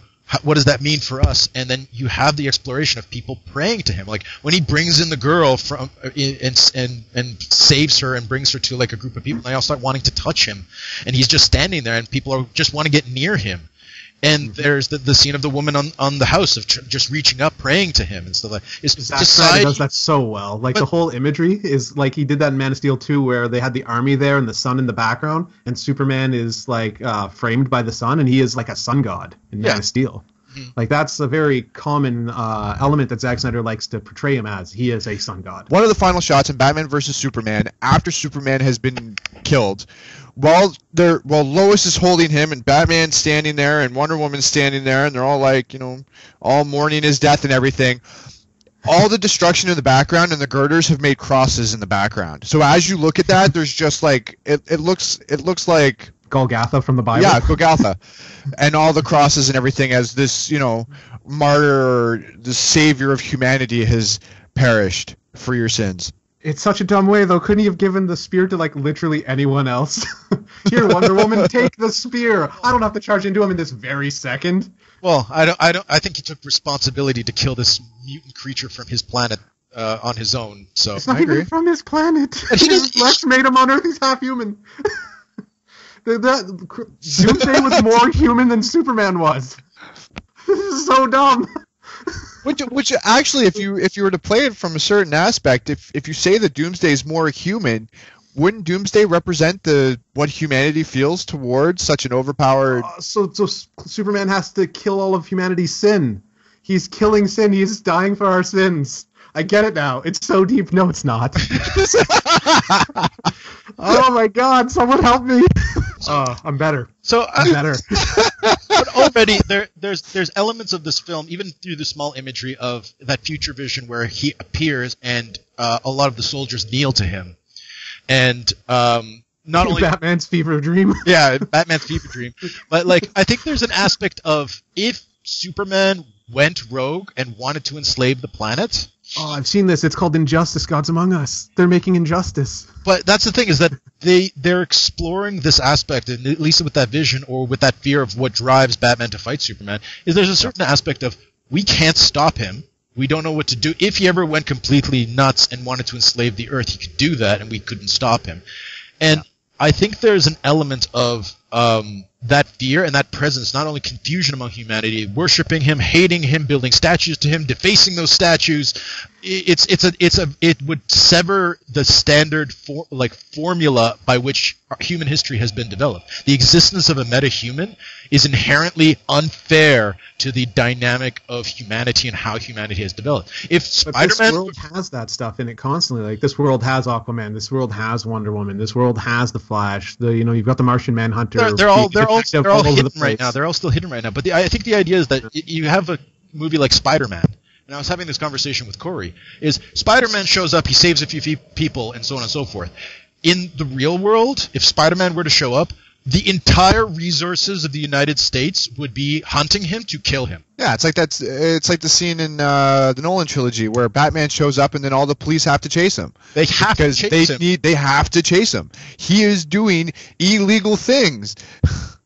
And that's the thing that none of these films really appeal to. The fact that Civil War goes a little bit into this concept is that there is this rogue team of metahumans running around beating people up that aren't being checked. That's a realistic modern approach of trying to look at some of the stuff being like, okay. Well, they're working under S.H.I.E.L.D., right, originally, and then S.H.I.E.L.D. is destabilized and they're still active. So, like, the whole thing with Avengers is they're a S.H.I.E.L.D. team, Special Forces, and now we get Avengers 2, and they're not a S.H.I.E.L.D. team. They're just acting independent of themselves. Let's just go back to Iron Man 1. Yes. What's his name? Nick Fury shows up at the end being like, oh, I really like your tech. No. The army shows up. You are a threat to national security. We are taking your weapons of mass destruction. And they go into like a legal case. All of Iron Man 2 should have been a legal battle between. But it was. There was a huge legal thing about it where they mentioned that he was weapons of mass destruction. The government was coming for him, and that he was acting as an independent contractor. But they made a joke of it. They made it a joke. In Iron Man 2... How serious can you take that, though? But that's the thing. That's the thing. He shows up. He blows up a tank. Clearly, he's a weapon. He's a threat. They don't have control over him. In the beginning of the following film, they should have arrested him, seized all his material, and it should have started with a much more serious court trial. I can understand the Hulk. Let's all try to kill the Hulk. We can't stop him. Let's all try to kill the Hulk. But the rest of the films, they seem very cool with the fact that there's these superheroes out there doing their thing. Well, he's doing that in other nations, too. Like, when he blows up a tank, he does that in, like, some sort of like Middle Eastern country, like all that sort of stuff. He's not acting on American soil. So like unless, he has oil reserves under, Stark Towers, they don't care. Whereas like if you were in charge of national security of the United States and you saw that on the news, wouldn't you feel a little bit concerned for your national security? Well, there's a lot of stuff that the government just doesn't care about. Like the Snowden files being released kind of showed just how like involved with people's personal and private stuff the government actually is, and how much stuff they're not acting on and what the stuff they are acting on. That's kind of weird. But like if we're going to get into like the real logistics of like superheroes operating in a logical world, I imagine SHIELD being a government department, and when you get someone acting like Iron Man, they sent Nick Fury. That was them acquiring him, the government peacefully and quietly without any collateral damage, acquiring Iron Man and his tech. SHIELD already used Stark tech, so they're like, listen, we need you to go to his house and tell him he works for us now. And they did. They did that in the first movie. They went to his house and told him, you work for the government now, and he does. And he did in the next movie, and they wanted him to release his tech to them in the next movie because he was working under and for the government. And I think that's interesting because in both this and Ultimate Spider-Man the comic and a few other things, this is a very present modern day, like last 15 years concept of you have a metahuman that shows up, either you kill it or you make it work or monitor by the government. That's the reaction nowadays. And then Batman shows up, sure enough, as Corey said, all the police have to chase him because he's a threat. He's acting on his own volition. And that's why I like a lot of conversations between police officers in a car chasing Batman, because they're like, he does good, we just really have no choice but to do it because it's our job. Overall, I think the idea that the presence of this exploration from a philosophical point of view, in a way that none of the previous superhero films did, with the exception of maybe Watchmen, is a point to be made of what does it mean by humanity to have a Superman, and how did people react to it? And the natural reaction was, we got to kill it. Mm-hmm. We have to kill all dragons. Anything more powerful than us must die. Yeah. So, religious elements of this. Do you have any commentary on that? I mean, other than the pseudo-philosophical Messiah complex that they seem to shoehorn into all Superman narratives, I mean, post-1980s, pre that, it was kind of like the Jewish Messiah, where like Joel Siegel and Jerry Schuster were Jewish men, and they created the Jewish modern Messiah. And like he was more like Moses in those narratives than he was like Jesus. Like he was sent in a basket, he was raised by a family that wasn't his parents, right? Like that's more Moses than anything. And in this movie particularly, there was the Golgotha scene at the end, as Corey pointed out. I think that, and then calling him a false god, was like the big things. Imagery wise, other than that, I mean, he does do the crucifix position a couple of times. I don't know. I found it was more shoehorned than logically narrative. I found RoboCop had more Jesus imagery than this did. Wow. Like RoboCop literally walks on water at one point. Like it's there. This movie doesn't do it as well or as subtle as other movies. Until Superman is turning water into wine, I want to. Yeah, exactly. Where's his miracles? Yeah. I think it touches on the question of superheroes' presence in society, the superhero films. Are superheroes needed, or do we trust them? And I think all of that kind of plays into our future discussion on Civil War and just general future of superhero franchise films, and how does this film place in terms of other superhero films that revolve around it. And there's an element of this movie is trying to get at the meta subject of gods among men, or the fact that this is the 7th Superman movie and the 10th Batman movie, that they're trying to get a little bit deeper into some of these concepts, that Batman is a messed up dude, and we can't just ignore that fact and just move forward and pretend everything is all peachy. Is that we need to go darker, we need to go a little bit more philosophical and a little bit more complex. Yeah. And I think that is precisely what most people hate about this movie. It's not rainbows and lollipops and gumdrops and humor. It's not Iron Man. It's not Marvel. It's not taking things lightly. It's not taking comic books as a fun thing to read. It's trying to make it as real as real gets within the medium. It's asking those questions. It's asking those philosophical questions. It's what would we do? What would we do in reality if something amazing like that happened? And that is breaking boundaries. Yeah. The world post-Avengers would not be the same world anymore. The way Captain America 2 looks, Winter Soldier works great in a bubble, but it does not work in the world post-Avengers. The world post-Avengers would be a functionally different planet than the one we're existing today because of the existence of the space of the sky opening up and aliens coming out. Well, proof of life on other planets is one of the things Superman does, right? He says, like, everything you know about the universe has either been blown up or confirmed, right? And then the technology he brings with him would ultimately change everything. And, like, he just leaves everything around in Metropolis. Why did he leave everything just hanging around in Metropolis and not, like, go and pick that up? Like, wouldn't that be his responsibility as an alien? Like, oh, by the way, there's highly dangerous technology. I'm just going to leave that around and not bring it to the Fortress of Solitude or bring it up north to where. Would have cleaned up everything, actually. Yeah. Everything. Instead of just leave it behind. Yeah, that was bothered me a lot. Yeah. And, like, he should be slowly releasing that technology into the world, like deciding, you know, like, we need this kind of holographic technology. We need this way of sharing information. Oh, the history of the universe. Like, Superman should be like, listen, this is what I'm doing. I'm enlightening the world with this information. Look, we have medicine from Krypton that I just discovered that can change everything. Right? Yeah, that's really interesting because if you look at it in all the comics you have ever read, anything that has ever happened in those comic books, the world that they portray should change dramatically. New York should not look like New York anymore. But it goes beyond that. I'm really excited for Independence Day 2 because fundamentally the world that was in existence in not only today but the world of prior to Independence Day 1 simply cannot exist. They did not, in 20 years' time after that kind of global decimation. Independence Day 2 better pick up with a present day that looks very different to our present day in a world that is not our world, that I would find very difficult to empathize with simply by just wanting to be a human trying to survive aliens coming to kill us. But the world that they live in shouldn't be our world anymore. And the fact that we're entering Transformers 5 and the world is still our world with 4 previous invasions of alien robots is proof that a soul can exist in a machine.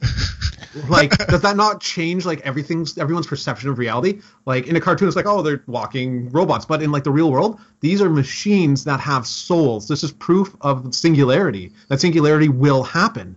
And what happened to the people who created them originally? Where is the species that created the Transformers? Because they are a machine species that developed singularity and killed all the organics.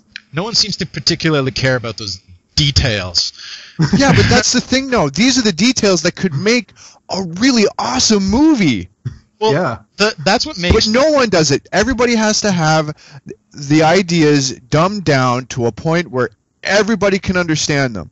But it's people like us that sit around here and talk about these things, that come up with these ideas, that I'm sure somebody else has because we can't be the only three. But it comes down to you have to appeal to the masses, and you can't appeal to the masses if Transformers 5 takes place 500 years in the future where humanity has been super advanced by all this tech and so on and so forth, and now all the organics are gone. And all the organics are gone and like blah blah like that becomes cool from a certain demographic, and I would totally pay money for that. But I think you're eliminating a lot of the normal appeal unless it takes place in present day, unless it takes place with our normal point of view on things.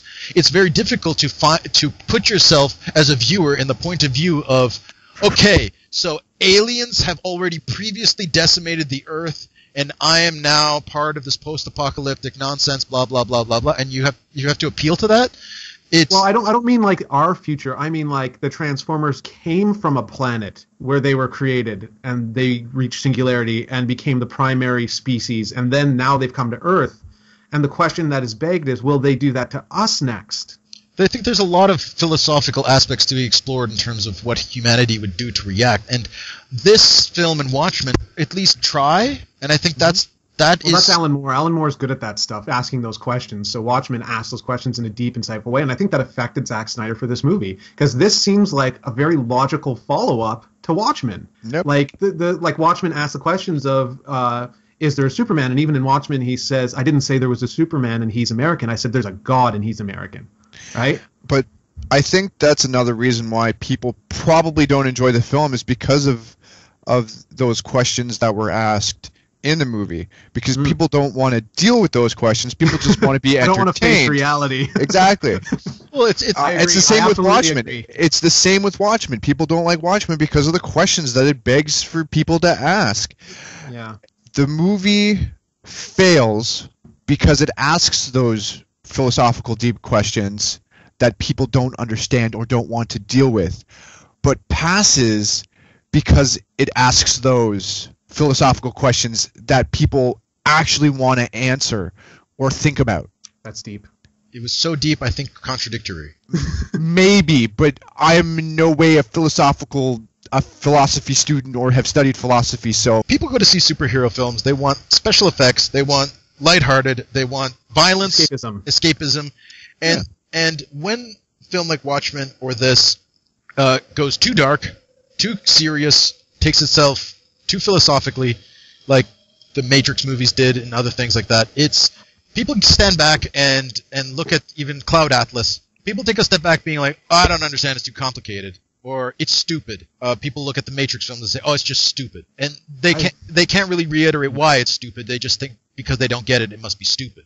I find when a movie is more layered, it makes for a better viewing experience. If you take, like, say, Fight Club is very layered. On the first superficial layer, it's the guy who's got dissociative identity disorder, and there's a lot of punching.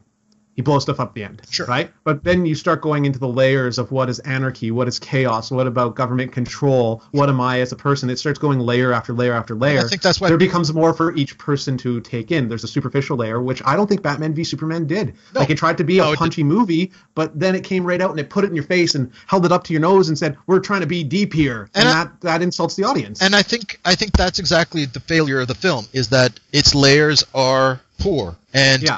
And the Matrix sequel, some of their layers can be at certain moments can be quite poor. You have these huge ongoing scenes of, for example, in Matrix Reloaded, we have the highway chase scene, which has zero philosophical content in it whatsoever, but it has incredible action that everyone can appeal to. And then it goes into hard-hitting philosophical dialogue, and then back to action. And right in your face when they do it. And right in your face with you, and that pisses people off. Whereas in the first Matrix, there was a superficial layer that everyone could enjoy, and then there was deeper layers of philosophy as you go into it, and this is why people why people love the first Matrix. Now, my own opinions aside on either this film, Matrix, or others, it has to do with the fact that I appreciate the attempt to go deep, and that is something that should be praised for this film, even if their layering effect was done poorly. Yeah, when you're doing art, like, the layering is important. Like, if you take the Mona Lisa, it's a picture of a pretty girl kind of having a wry smile. But then you start getting into it, like, all of a sudden you have the left side's higher than the right side, and then did he draw a picture of himself as a woman? Like, you start going into the layers of the art, it becomes more, and it becomes more meaningful. Same with, like, you go Michelangelo and the Sistine Chapel. It's a picture of God and, Adam touching. Great. But then you start getting into the more layered stuff that's going on around him and what it means, and that's why that art prevails. Movies are an art form. If they're superficial... That's missing from all the Marvel films. All the Marvel films are just that top layer, which is why everyone loves them, why it's so appealing. But as soon as you go a little bit past the surface, you realize it's just made of nothing. They have the only layer they have is the family layer. Like, it's very thin, like the Marvel layer of, like, Loki and Thor, and what does it really mean to be family, right? And then what does it mean with Captain America and Iron Man? Are they brothers in arms? Because he's a military guy and he's a military weapons arms dealers. Are they brothers or are they not? And, like, in the trailer for Civil War, he's like, Bucky's my friend because they're soldiers together. And then he goes, I thought we were friends, right? And, like, that's the deepest the Marvel movies are getting, is what does it mean to be family? Yay. Yeah, it's not very deep. It's a very simple, I wouldn't say superficial, but it's a classically simple subplot. I respect the fact that movies have the layers, and sometimes it's just your base layer like the Marvel, or the multiple layers like the Matrix, because they are trying to appeal to everybody in some way, shape, or form. So Yeah. If you try to please everyone, you will please no one. That's the reality, I think. But that's the thing that we're seeing right now between Deadpool and Batman v Superman is we're seeing that shift finally back to the way things were back in the 80s. Is we've pushed into this narrative of let's make everything appealing for everybody and have the love story mixed in with the violence, mixed in with the robots, mixed in with the hunky guy, and like let's try to hit up every single demographic all at one time. It's a 4-quadrant movie. Yeah, you know? yeah, and let's try to hit up, and you get these bland films that ultimately appeal to no one, make a lot of money because everyone wants to go see it. Well, and it's intellectual properties, right? Well, it's not. It's not only that. It just has to do with they have to cross-cut every single aspect. Is comparing Thor 1 to Thor 2. Thor 1 is far more lenient towards one simple demographic, whereas Thor 2, you have constant layers of reminding of this is funny, and this is the love story, and this is this, and this is that. And it makes the entire movie ultimately very bland. And what Deadpool succeeded in doing, and what this movie is with the announcement of if we release a rated R cut in theaters, would people go to see it? That discussion. Yeah. And ultimately, or Superman, Batman, yeah. And ultimately, the potential for where this now trend is going to establish is let's make a movie that's ultra violent, rated R, and made for people who want to see that. And if you don't want to see that, don't watch our movie. And that needs to happen. Not because I particularly want to see it. That's art, though, right? But that's the thing is art that is take it or don't. I want a rated R Transformers film that takes itself super, super seriously because that would be fun to watch. What made the Terminator films cool is that they took themselves very seriously. And as soon as they started becoming easily digestible for the whole family, it became boring. Yeah, I think the thing I'm worried most about with Superman Batman is the effect it'll have on the greater DC universe, because it got critically panned. It's at 28% on Rotten Tomatoes. It went from 99% audience approval to I think it's at 68%. And my greatest fear right now is that this is going to negatively affect Aquaman. That they're going to say Aquaman has to be funny now. We're not going to get that dark, serious Aquaman movie that we were promising you. James Wan, make a comedy. And that worries me because I like Aquaman as a serious character. And I was okay, they're doing a serious Superman. They're doing this a deadly serious Superman Batman. We're gonna get a serious Aquaman movie, and I don't care if it's blasphemous. At least we're gonna finally get it. And I'm scared now. Hollywood needs to grow up, learn to split the demographic, and realize that if your movie's going to make money because people are going to want to see it. That's all. It's Make a good movie is the ultimate thing. You don't even have to make a good movie. Just make something that somebody out there is going to want to watch. Start making that art again. Stop pandering to everybody with all this PG, stuff. But that's the thing is that I had this conversation with both of you, is that you look at the top 11 most successful films of all time, and of that top 11, 5 of them are from last year. So I think that's the way they're pricing tickets, though. I think when you charge $32 for a super ticket, it changes how much money the movie makes. But again, Hollywood is run like a business. Yeah. And they want to make money. Yeah. Right now, the way they're going to make money is to do this and not play it why make two risky movies that cost $100 million each when you can make one film that costs $200 million and make twice as much money? You can make $400 million rather than $5 or $6 or $700 million. They've been splitting movies, though, right? They split Harry Potter, they split Twilight, they're splitting Justice League. The idea of taking two movies and making two $150 movies, and each one makes $800 million or $1 billion. You've made $2 billion instead of one. So that's the thing they've been doing in Hollywood, is splitting books into two. Yeah, well, which is why Peter Jackson for breaking up Lord of the Rings into 3 movies. Into 3? Oh my God! I still like them though. Yeah, but that's exactly why people are starting to do that, because that was an experiment in can you make 3 movies at one time and have it be commercially successful, and he succeeded to the point where James Cameron is trying to challenge that by being okay, he made 3, I'm going to make 4 films at the exact 5. No, 5 Avatar movies now. He's making one, but he's making 4 sequels.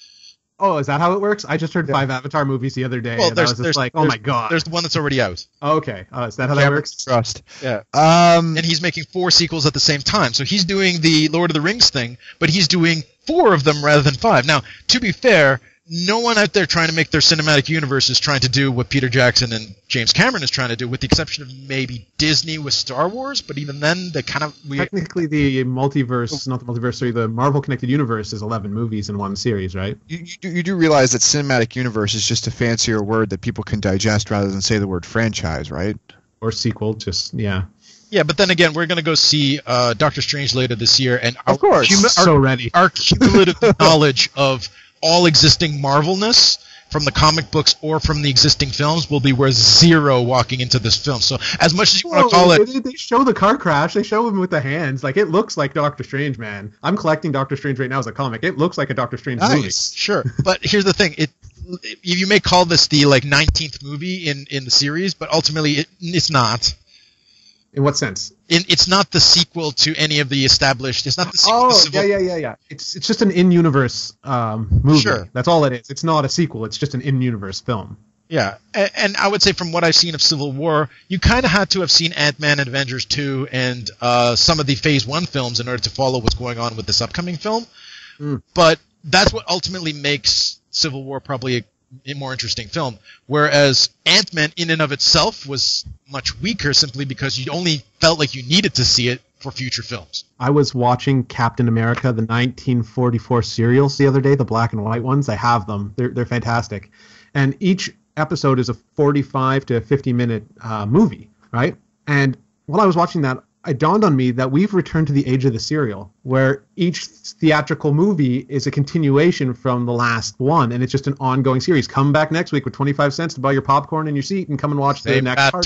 Same bat channel. Yeah, it's exactly what it is. We've returned to the age of the serial. Well, that's what's happening right now in terms of television as well. Rather than making 24 episodes, let's make 10, but make it a movie budget and try to bring people to sit down and watch that. So yeah, you're right.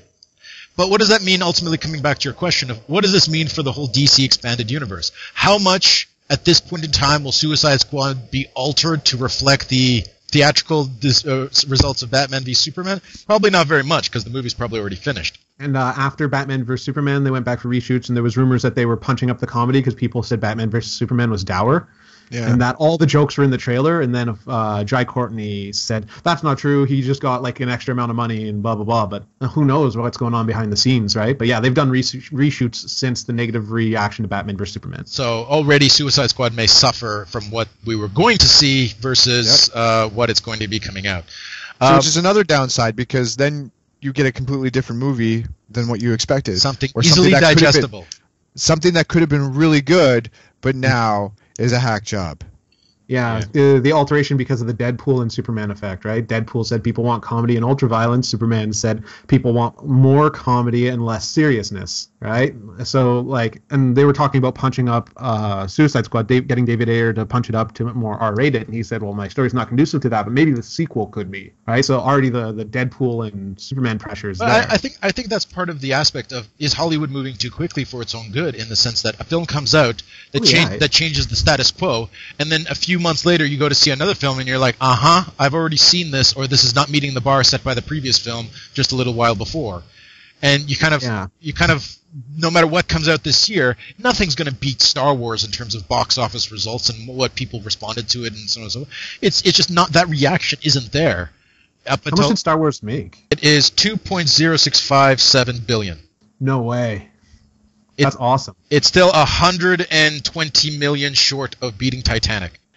It can do it. I believe in it. Is it still in theaters? Probably. Some, yeah. It might be re-released though, and eventually will beat it. But whatever. The idea beating a re-release, that's not fair. But the thing is, like I mentioned, 5 films came out last year: Star Wars: The Force Awakens, Jurassic World, Age of Ultron, and Minions, and Furious 7. 5 films that came out last year that are in the top 11 most money ever made. Now, Minions, we can say that speaks for itself in terms of who wants to go see it in various different forms. But Age of Ultron is just basically reacting to the popularity of these characters. Now, I wouldn't be surprised if Civil War makes it to this list this year simply because of the magnitude of the film that's coming out. Jurassic World and Furious 7, your guys' thoughts on why it made so much money, but it comes down to, in the middle of the summer, Corey mentioned it to franchises, and there was nothing much else to do in April except watch Furious 7, and there was not much to do in June except watch Jurassic World. It's strategic placing of your movie. on opening weekend to make the most amount of money, because where they make the most amount of money is their opening weekend. What time you release your film at, when in the year you release it, and Furious 7 is the perfect example of that, because nothing comes out in April. Well, yeah, there's a lot of questions coming up about that, because like Jaws created the summer blockbuster when it was released, and it made like a ton of money, so everyone thought, okay, like we have the summertime, that's when the big blockbuster movies should be released because they'll make a lot of money, and that's been going on for a long time. Now we've got movies being released in like January and February, and like February is considered a dump month where you dump properties you don't believe in, right? But people went to see Deadpool and it made like $800 million or something like that. Yeah, but the other thing too is it's a Marvel property, and it was the only thing that was worth seeing that month. And of course, it's an IP that like the young generation recognizes, right? Like Deadpool's a well-known IP under the young generation. So Mike and I were talking about this, and it's really quite valid. Is what is it that you know about it that'll get your parents into the movie, right? What, like when you say, oh, it's Jungle Book, they're not thinking, oh, it's Jon Favreau, oh, it's got Benedict Cumberbatch, it's got this, that, and the other. They're just like, whoa, is it a Jungle Book movie? Okay, I'll go see that, because these movies are so expensive. To constantly dump money into seeing them in theaters becomes difficult, because they're releasing like hundreds of movies every year. You can't go see all of them, so you're making the decision once a week, if that once a month, maybe like once every 3 or 4 months, what movie you're going to go see. So you're like, what are the tentpole movies that I'm going to spend my money on to see in a movie theater? So are you going to go see The Nice Guys, directed by Shane Black with Ryan Gosling and Russell Crowe? Well, I don't know that IP. I don't know anything about it. I got to wait till it's on DVD to see if I go see it. So that movie's not going to make like a ton of money.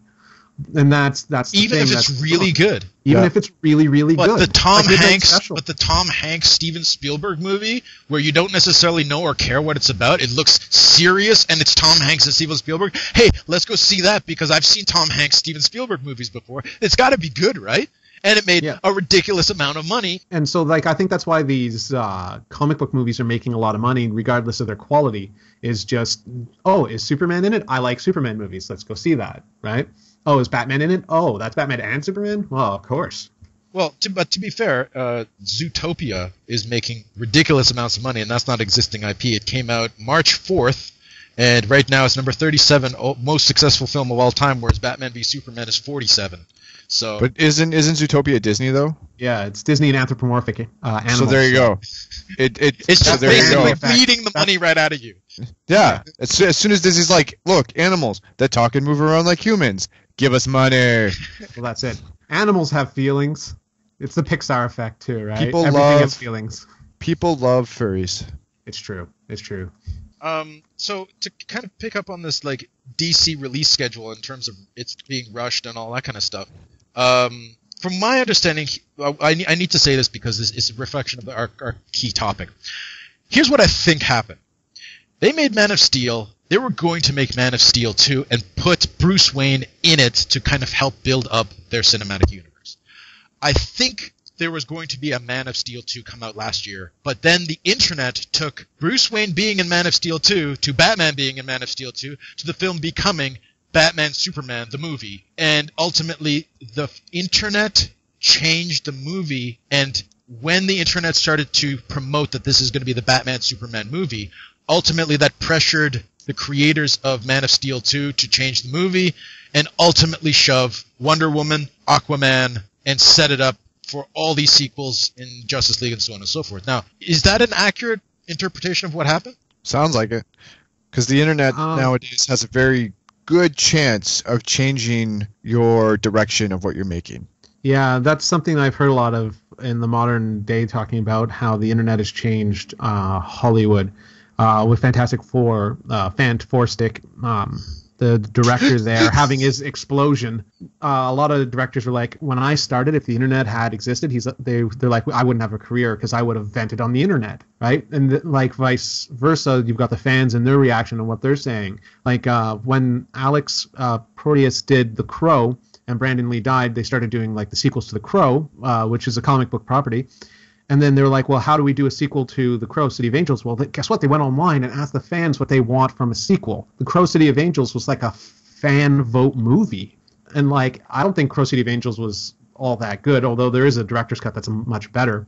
But like that's the whole thing is the ability to access the fans and their opinions to try and please everyone has changed the way the art form that is film is being displayed. Like, would Michelangelo have done the same thing with the Statue of David if the fans could across the world tell them what they wanted? You know, like that's the question. Yeah, but there's a certain element. I was watching one show and it basically says, you're like the dog that chases the car. You wouldn't know what you did with it once you caught it. And fans are very much like that when it comes to a lot of these films. They want something, and sometimes you deliver exactly what it is they want, and they're like, nah, I didn't really like it.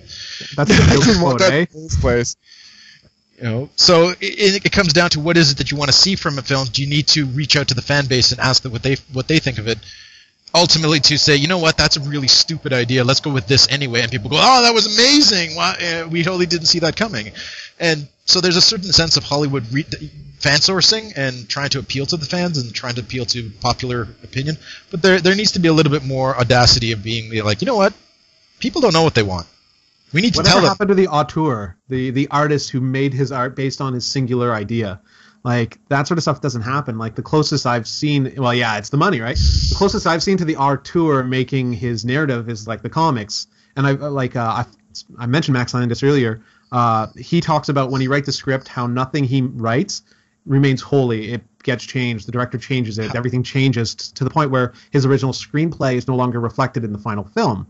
Whereas, like, when he did Superman American Alien, the comic, he was talking about how he got to choose what the panels look like. He got to choose how Superman acted, you know, all the backgrounds. Everything was exactly as he wrote it. So American Alien is like a great comic, a great Superman story. Whereas, like, if he were to, like, say, write Superman as a movie, everything he'd write would get changed by the director. It'd get changed by the producers. The actor would say a line differently than the way he wrote it, you know, like, and like a lot would get lost in translation. And the idea of the auteur of the Hitchcock making Hitchcock's movie, you know, it doesn't exist anymore, not in the Hollywood environment.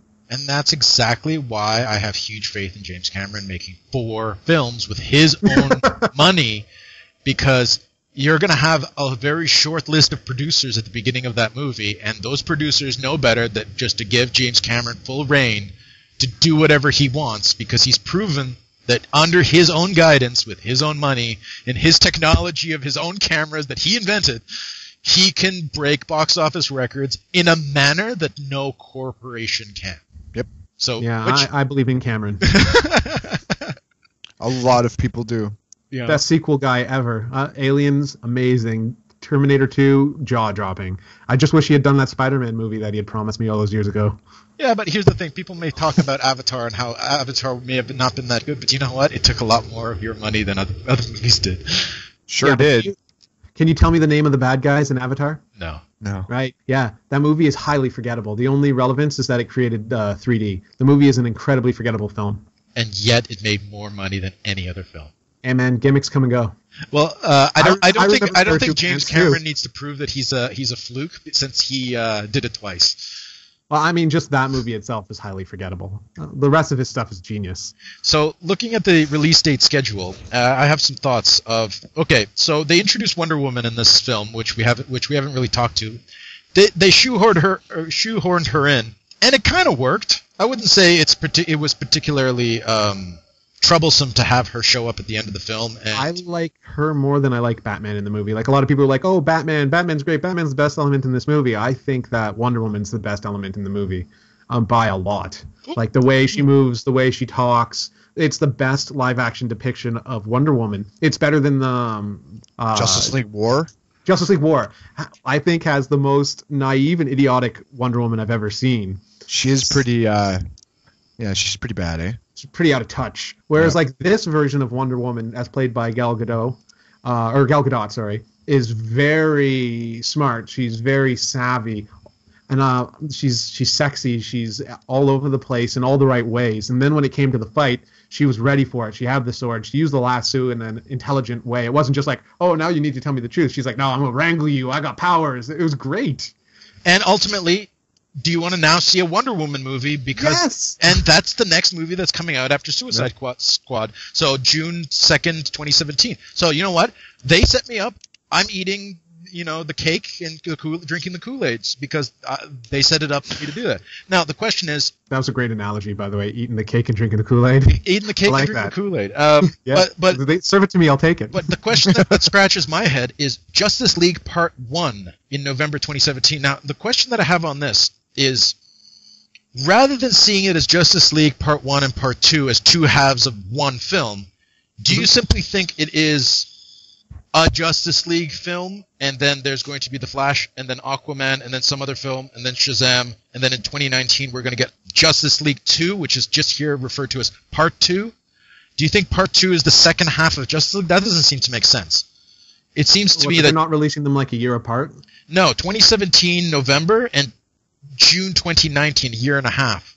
So it doesn't seem it doesn't seem to make sense with three other films in between that it's going to be the two halves of the same film. Well, usually you want to release, when you do the Part 1, Part 2, you want to release them about a year apart. And doing a year and a half apart is kind of stretching it, because then people are going to be like, oh, now I have to go watch the movie again and then go see this one. That's why you don't want to have them so far apart if you're doing Part 1, Part 2. Do I think it's going to be like a proper direct narrative follow-up? I know Zack Snyder's directing it. Chris Terrio's writing both parts. And they're filming them concurrently, kind of like what they did with Back to the Future 2 and 3. So, but at the same time, after Justice League Part 1 comes out, even though they alluded to the Flash in this film, the Flash film comes out after, as does the Aquaman film. They want to do Justice League. They wanted to do Justice League as the first movie. They wanted the first movie in the DC Extended Universe to be Justice League. They had it all lined up. They had everyone cast, and then the writer's strike happened, right? Like, they had Megan Gale as Wonder Woman. They had Jay, what's his name, from the Seth Rogen movies as Max Lord. They had everything. Armie Hammer as Batman. The movie was moving forward as the first DC Connected Universe movie as Justice League Immortal. And then, like, the writer's strike canceled it. And then they're like, okay, well, what do we do now? And then Marvel changed it, that you do origin movies to build up to a connected universe. So the fact that they did Man of Steel first, which the original connected universe movie they wanted to do was Green Lantern. Green Lantern has Amanda Waller in it. Green Lantern sets up a greater connected universe. In fact, they were going to have Brandon Routh as Superman, have the ring come by him and not choose him, and instead go to Hal Jordan. And then they were like, well, we don't know how well this universe is going to work, so they cut that scene out. But, like, they've been, like, back and forth with, like, no lead. Anyway, yeah, like, they haven't had they don't have a Kevin Feige in their midst leading the charge on what these movies franchise is going to look like. Yeah, but they're just making them one by one. Yeah, but here's the thing. I would say Batman v Superman and Man of Steel are far more intertwined than any two Marvel films that you can name. I'll take that. Like, the closest that I can accept is probably Thor and the Avengers, because the villain of Thor and the villain in the Avengers, and they follow up thematically and characteristically together. But ultimately, the Marvel films are so disjointed from one another. You can't just go in and watch one without really much past history of any previous film. Whereas, as much as they may not have their own Kevin Feige, at least with this list of films coming out, there seems to be a clear understanding of, okay, we're doing Batman v Superman, and then we're going to introduce Wonder Woman, and then we're going to do Justice League movie, and in Justice League we're going to bring back Superman. He's going to team up with Wonder Woman and Batman, and they're going to take on some threat. And in the process, we're going to introduce the Flash and Aquaman in more detail, and then we're going to do a Flash and Aquaman movie, and then we're going to do Shazam, and then in Justice League Part 2, we'll build back up off of what we did in Justice League Part 1, except now we'll know more about the Flash and Aquaman and Shazam, and we can do a bigger Justice League Part 2. But they're moving stuff around already. They're already talking about dropping Shazam. They're already merging Cyborg and the Flash together as a movie. They're changing stuff, and then they're like, okay, we're going to make a Batman movie. They're going to make Caped Crusader or whatever they're looking to call it, the Ben Affleck directed new Batman solo film. You know, like, they're changing their stuff on, like, a day-to-day basis. And I know Marvel dropped Inhumans from their slate and moved Ant-Man from Phase 1 to, Phase 3, right? But it's... It sounds to me like Warner Brothers and DC are panicking because of the backlash that Batman vs. Superman has gotten. And it sounds like the more that they're going to panic, the more they're going to collapse under the weight of fan pressure and producer pressure. But then again, these movies, the Batman v Superman made a lot of money.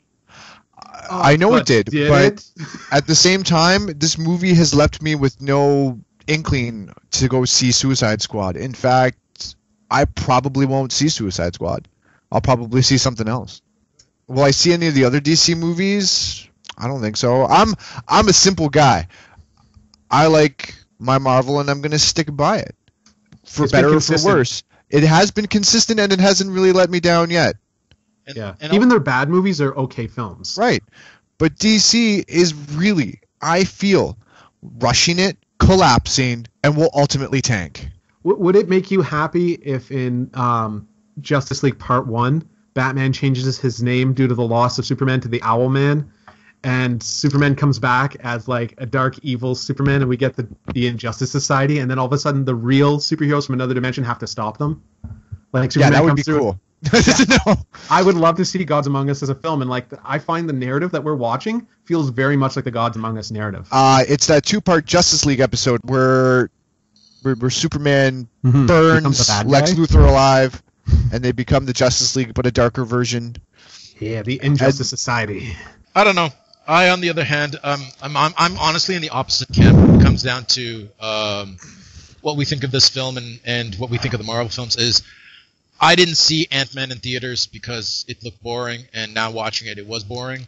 I kind of regret seeing Avengers 2 in theaters because it wasn't very good, and it wasn't very good. And ultimately, when it comes to, yes, Civil War does look great, and as does Doctor Strange. But I will not be watching Ant-Man 2 in theaters. I'm not sure I'll be seeing Thor 3 in theaters. That the appeal of some of these films is you know what it is you're going to get, and that's precisely why I don't care, because I know exactly what it is I'm going to get. Now, sometimes I go to see Transformers films because I know exactly what it is I'm going to get, and you know what? Unless I see it in the theaters, there's no real point in watching it because you have to see it on the big screen. But when it comes to a lot of these other films that are coming out, I have that exact feeling. Is going to Ant-Man, I knew exactly what it is I was going to get, and as we discussed in previous episodes of this podcast, is watching finally Ant-Man, I got exactly what it is I was expecting, and I was bored.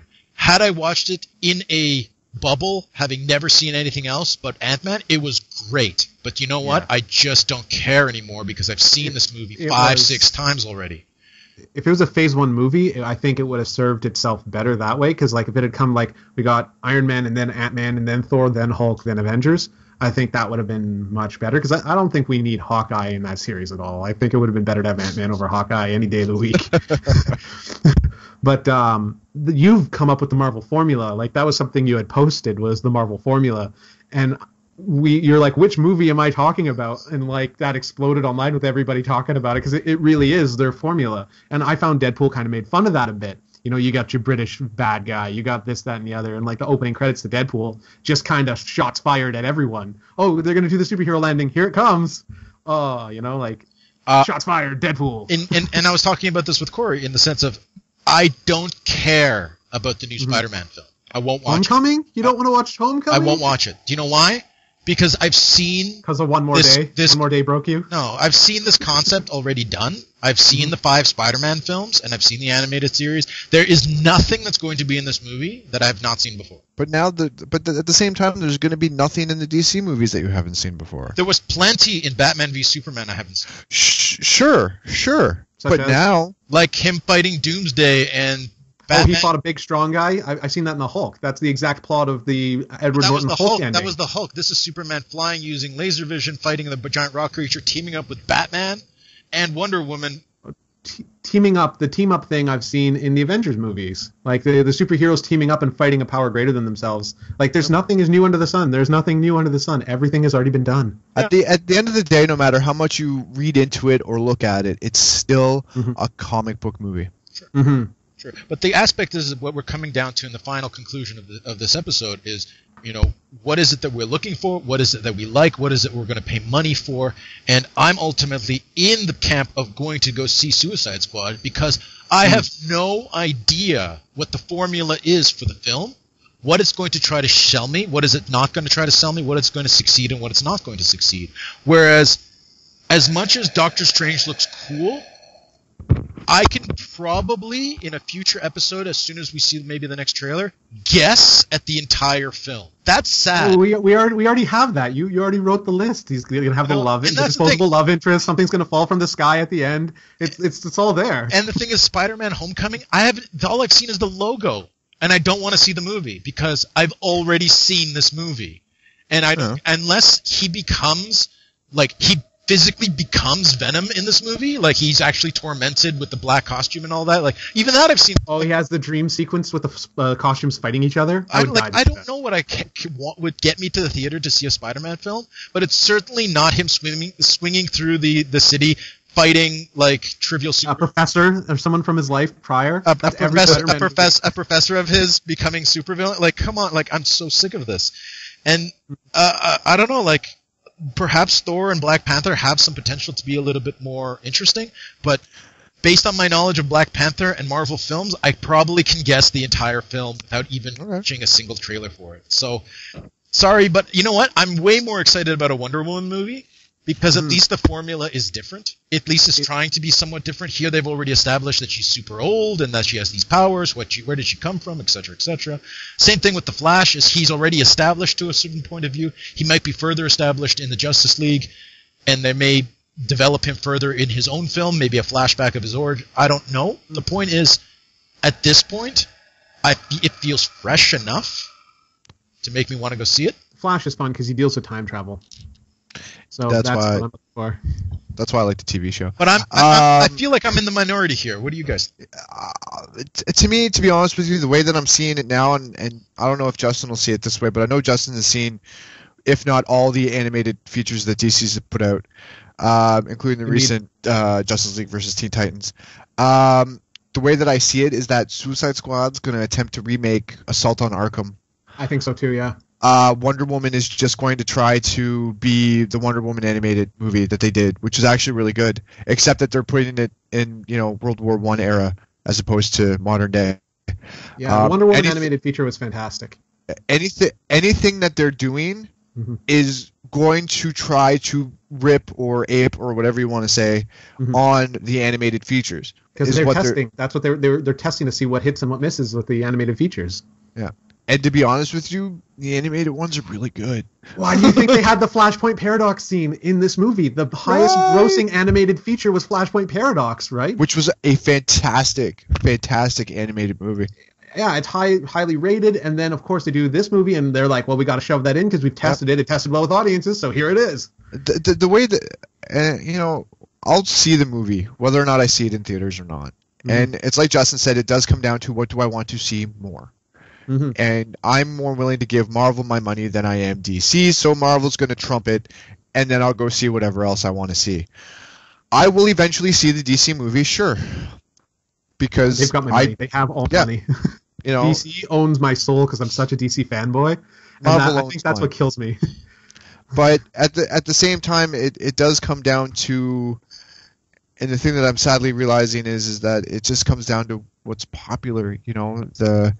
The testing of the subjects, the what stories work, and can we put it into the movie to sell the tickets? And what's funny is, well, the whole thing is we have pop music.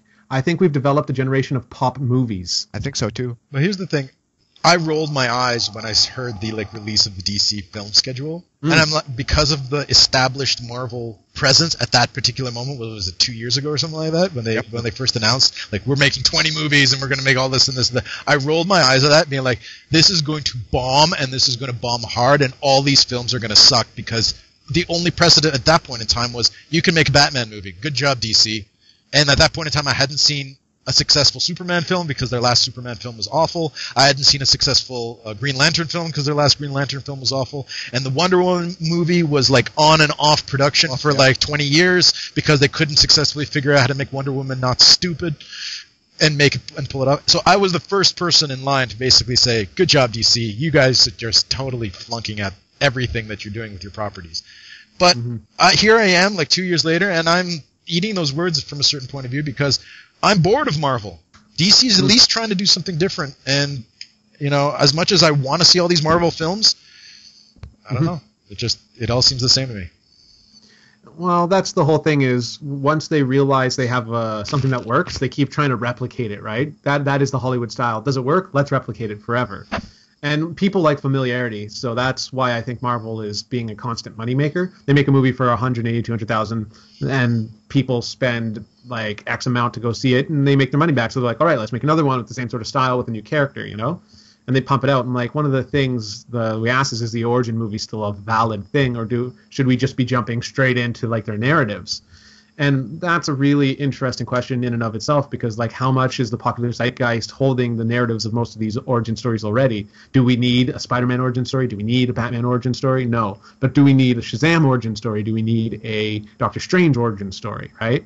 That's the question. Like, and that's I think where the cinemas, the movie producers have to really ask. And like when you're making movie by committee, which is what Superman Batman is, which is what a lot of these Kevin Feige movies are, is movie by committee. It removes all originality. You don't get the weirder, stranger elements that make these worth watching in the first place. Anyway, that's my thought about that. So to kind of sum up, let's go with the what would we give Batman v Superman? We've kind of already said whether or not we'll see follow-up films, and just ultimately, what would you give the film? What did you not like about the film? And ultimately, what are your final thoughts on Batman v Superman now that we've had a chance to voice our grievances? You two go first on this. I just want to hear what you have to say. I'm gonna give it a 7 out of 10. I didn't like it, but I didn't hate it. I like the fan service within the film, really good. I really liked Batfleck. Ultimately, a lot of for me, the casting choices fell short. Some of the story was nonsensical. The thing that bothered me the most, which is probably inconsequential to a lot of other people's views and overlooks of the movie, is that Gotham and Metropolis were too damn close to each other, separated by a bay. Okay, but ultimately, if I were to sit back right now and pop it in the DVD player, I'd enjoy watching it. Just to sit back and, kill some time or whatever. I ultimately loved it. I came into it prepared to hate it because of the negative reviews and to hear what other people have said, including you guys. And I was very surprised on how much I enjoyed watching it. What I personally would have done is, from my experience watching Days of Futures Past in theaters, and then watching the director's cut of Days of Futures Past, following along on moviecensorship.com to see all the little bits that they added back in, I'm now very familiar that seconds here and there trimmed from a film ultimately makes it tight versus dragged out. And ultimately, this movie was dragged out in ways that didn't need to be dragged out. Like I mentioned, the candy scene with Lex Luthor, the opening is you cut about 20 minutes from this movie. And that's not 20 minutes of content. That's 20 minutes of just ridiculous, unnecessary just bits. Him talking with his dad on the mountain because they wanted a Kevin realistic depiction. They wanted a Kevin Costner cameo.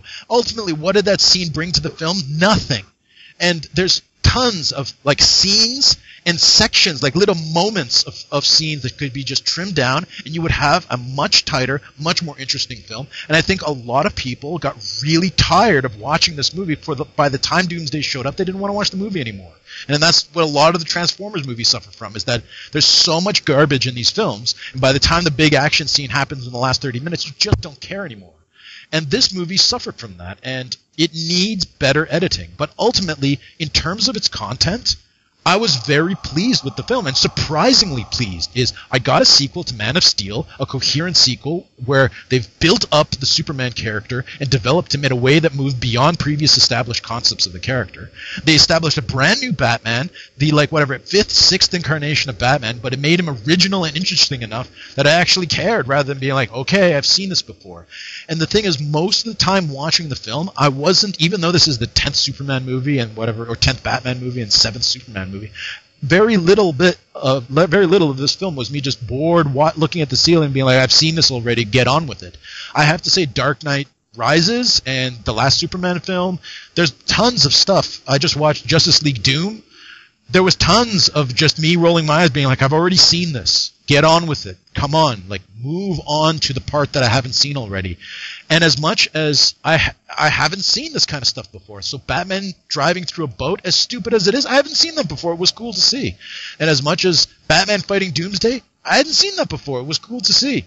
And this movie consistently impressed me with its ability to put something on the screen that I hadn't seen before, at least not in a way that made me go, oh, it's like the Hulk fighting the rock creature. And no, I wasn't thinking that at all. I was seeing Superman flying at Doomsday, blasting his laser eye vision with like a stick of kryptonite and dying, and and I was just, you know what? This is cool.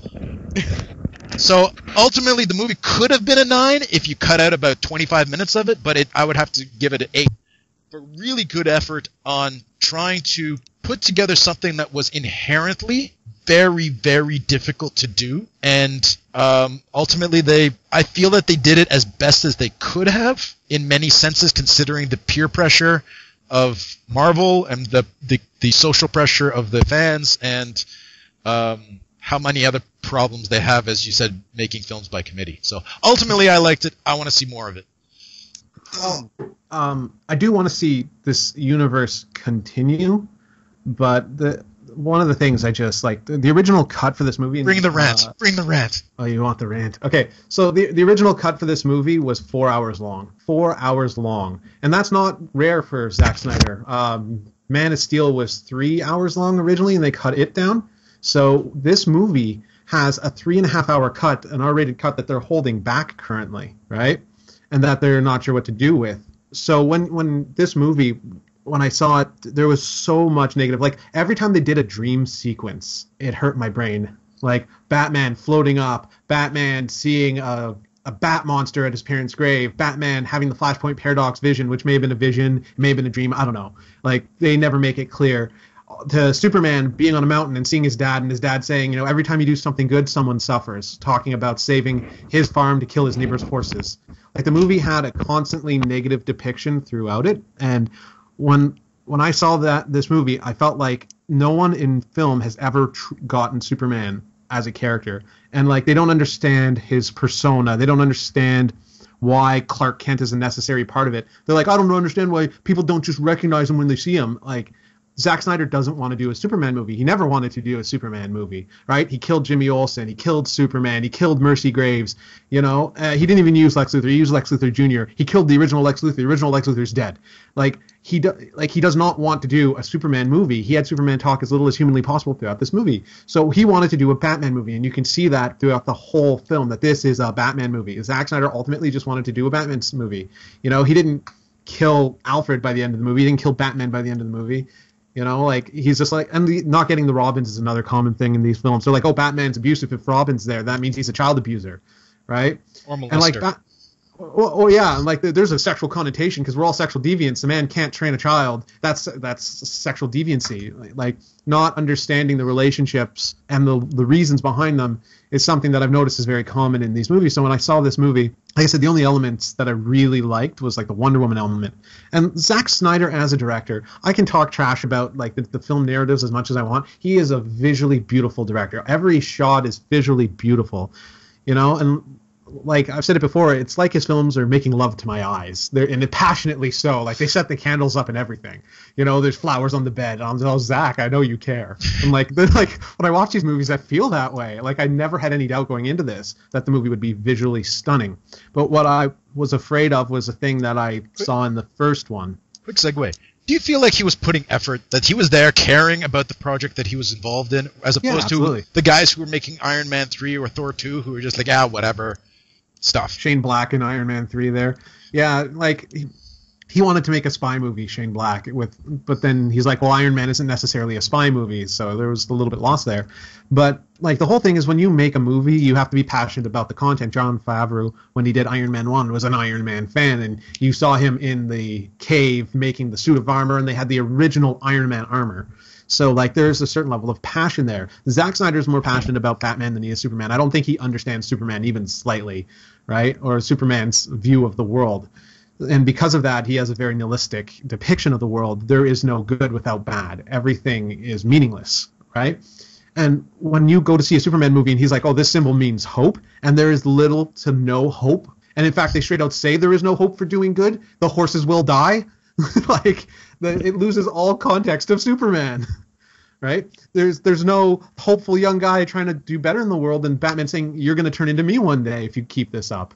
Right? There was none of that in this movie. So, like, the things I liked, Wonder Woman and the directing, you know, out of 10, I give this like a 2. It is just an awful movie with an awful message. And, like, if they crashed the whole DC universe right now and never did a sequel, I would applaud. I'd be like, I'm happy, good. Never touch this again. You don't get the IP at all, right? They don't get Superman, and, like, it drives me batty that they don't get Superman. Like, Donner came close to understanding him. Grant Morrison, when they did Superman All-Star, the animated movie and the comic, he gets Superman. He gets who he is. He's just trying to help people. Like curing sick kids with cancer. Michael J. Sawetsky, Superman 700, where there's a girl who's going to commit suicide. Straczynski, where there's a girl who's going to commit suicide, and he's, you know, with all the problems in the world, he's like, I'll let everyone else deal with the world's problems. I'm here for you today. And he just spends the whole day with her because she's suicidal. Like, that's when I think of Superman, that guy who shows up and talks to people and says, like, listen, there is people in the world who care. That's exactly the opposite Superman I want to see. See, but that's the Superman I want to see. That's the Superman from the comics. That's a Superman that's prevailed for 60-plus years, 75 years. The Superman that's prevailed is a Superman who cares, not a dour Superman. That's Hyperion. That's Dr. Manhattan. That's other. You want that character there? That character exists in other medias, right? The godlike character who doesn't care about humans. The and you know what? The atheist view of God is what it is, and we live in that world of, like, God is dead. So now we're starting to get that depiction being projected on Superman. God is dead. God is not good, right? And, like, that's where we're at with Superman thematically in the movies. And that's just not the way he is in the comics. That's not the Superman that's prevailed for 75 years. So, yeah, like I said, 2 out of 10. I hated this movie. I hated everything about it, except for the cinematography in Wonder Woman. That's 1 and 2. 2 out of 10. Wow. I guess sound direction was good. I like the sound direction. Sorry. You didn't like Batfleck? No, it was a dark and dour depiction of Batman. It was a what if version of Batman shoehorned into the New 52 Justice League narrative. That Batman should have had no chance to beat Superman. Superman moves at the speed of light. How did he hit him twice with kryptonite? How did he hit him twice? The first time I understand, he had no idea kryptonite even existed. But the second time, when he shot that canister, that's like a million years he's sitting waiting for that canister to get to him. And he let him hit him again. This is the most idiotic depiction of Superman I've ever seen. It makes me mad, right? And then Lois Lane's like, I'm going to get pushed off a building. I'm going to get shot at people. I'm going to try and drown myself to get the spear. Like, what is Lois Lane? Superman exists solely to save Lois Lane in these movies. The only reason she is there is to get pushed off. I hate it. There's just no volition. There's no women power. What they killed Senator Finch in this movie, it was so bad. I'm glad you didn't like it. Mike, I'm glad you loved it. I really am, because it really does show that, you know, you can... Either way, you've enjoyed it somehow, whether you enjoyed hating it or enjoyed liking it. That makes me happy, because I'm very neutral when it came to this movie. Very neutral. Yeah. Could have gone and either that's way. That's the way it remains for me. I think it's fun. To me, it's something I'll sit down with a bowl of cereal and watch again. Justin, you'll never see it again. No, I'm choke then watch this movie again. I'm gonna go and, like, hug my Richard Donner Superman movies and cry. That's what I'm gonna do tonight. I want a picture of that. Can you send me a picture of that? Yeah, totally. I go for a Superman movie. Right. Yeah, ultimately, I don't know how many times I'd watch this movie again, but to quote a friend of mine who I went to go see it with, was it worth the, like, $5 that we paid to go see it? And you know what? It was totally $5 worth of entertainment. Was it $10 worth of entertainment? Probably. I even if I went in absolutely hated it from beginning to end, content-wise, in terms of stylistically, I would have loved it. It would have been totally worth it for those 10 minutes, you know, for that $10. So, whereas if you compare it to Green Lantern, that was totally not worth my $10. Yeah. The old man fell asleep in the theater watching this. He fell asleep. Wow. And then woke up for the Doomsday fight at the end. And his final review is, I shouldn't have wasted my money on this. Wow. Yeah. So, yeah, I guess the next film that we have to follow up with it will be Civil War to see whether or not they delivered on that. I like this. This is good. All right. Thanks a lot, guys, for trying to make it in, and it was a great discussion. Thank you. Real pleasure. Thank you, guys. Yeah, it's always a pleasure, Corey. Always a pleasure, Mike. So thanks for listening. Make sure you check out the Metafilmless website where we post weekly articles, film and soundtrack reviews, and links to our video series Spoiler Alert. We'd love to hear from you, so make sure you drop us some comments there or email us at metafilmless@gmail.com. To keep up with all our articles, podcasts, videos, and more, you can follow us on Twitter at Metafilmlist or on Facebook. If you're listening to us on Facebook or YouTube, remember to like and comment below. We're also on iTunes and SoundCloud. We recommend downloading the app Podcast Addict to keep up to date, and it will tell you when new podcasts are available. If you like what you heard, we would love the support. Tell your friends, tell your dog. Tell your friend's dog. And remember, we love you.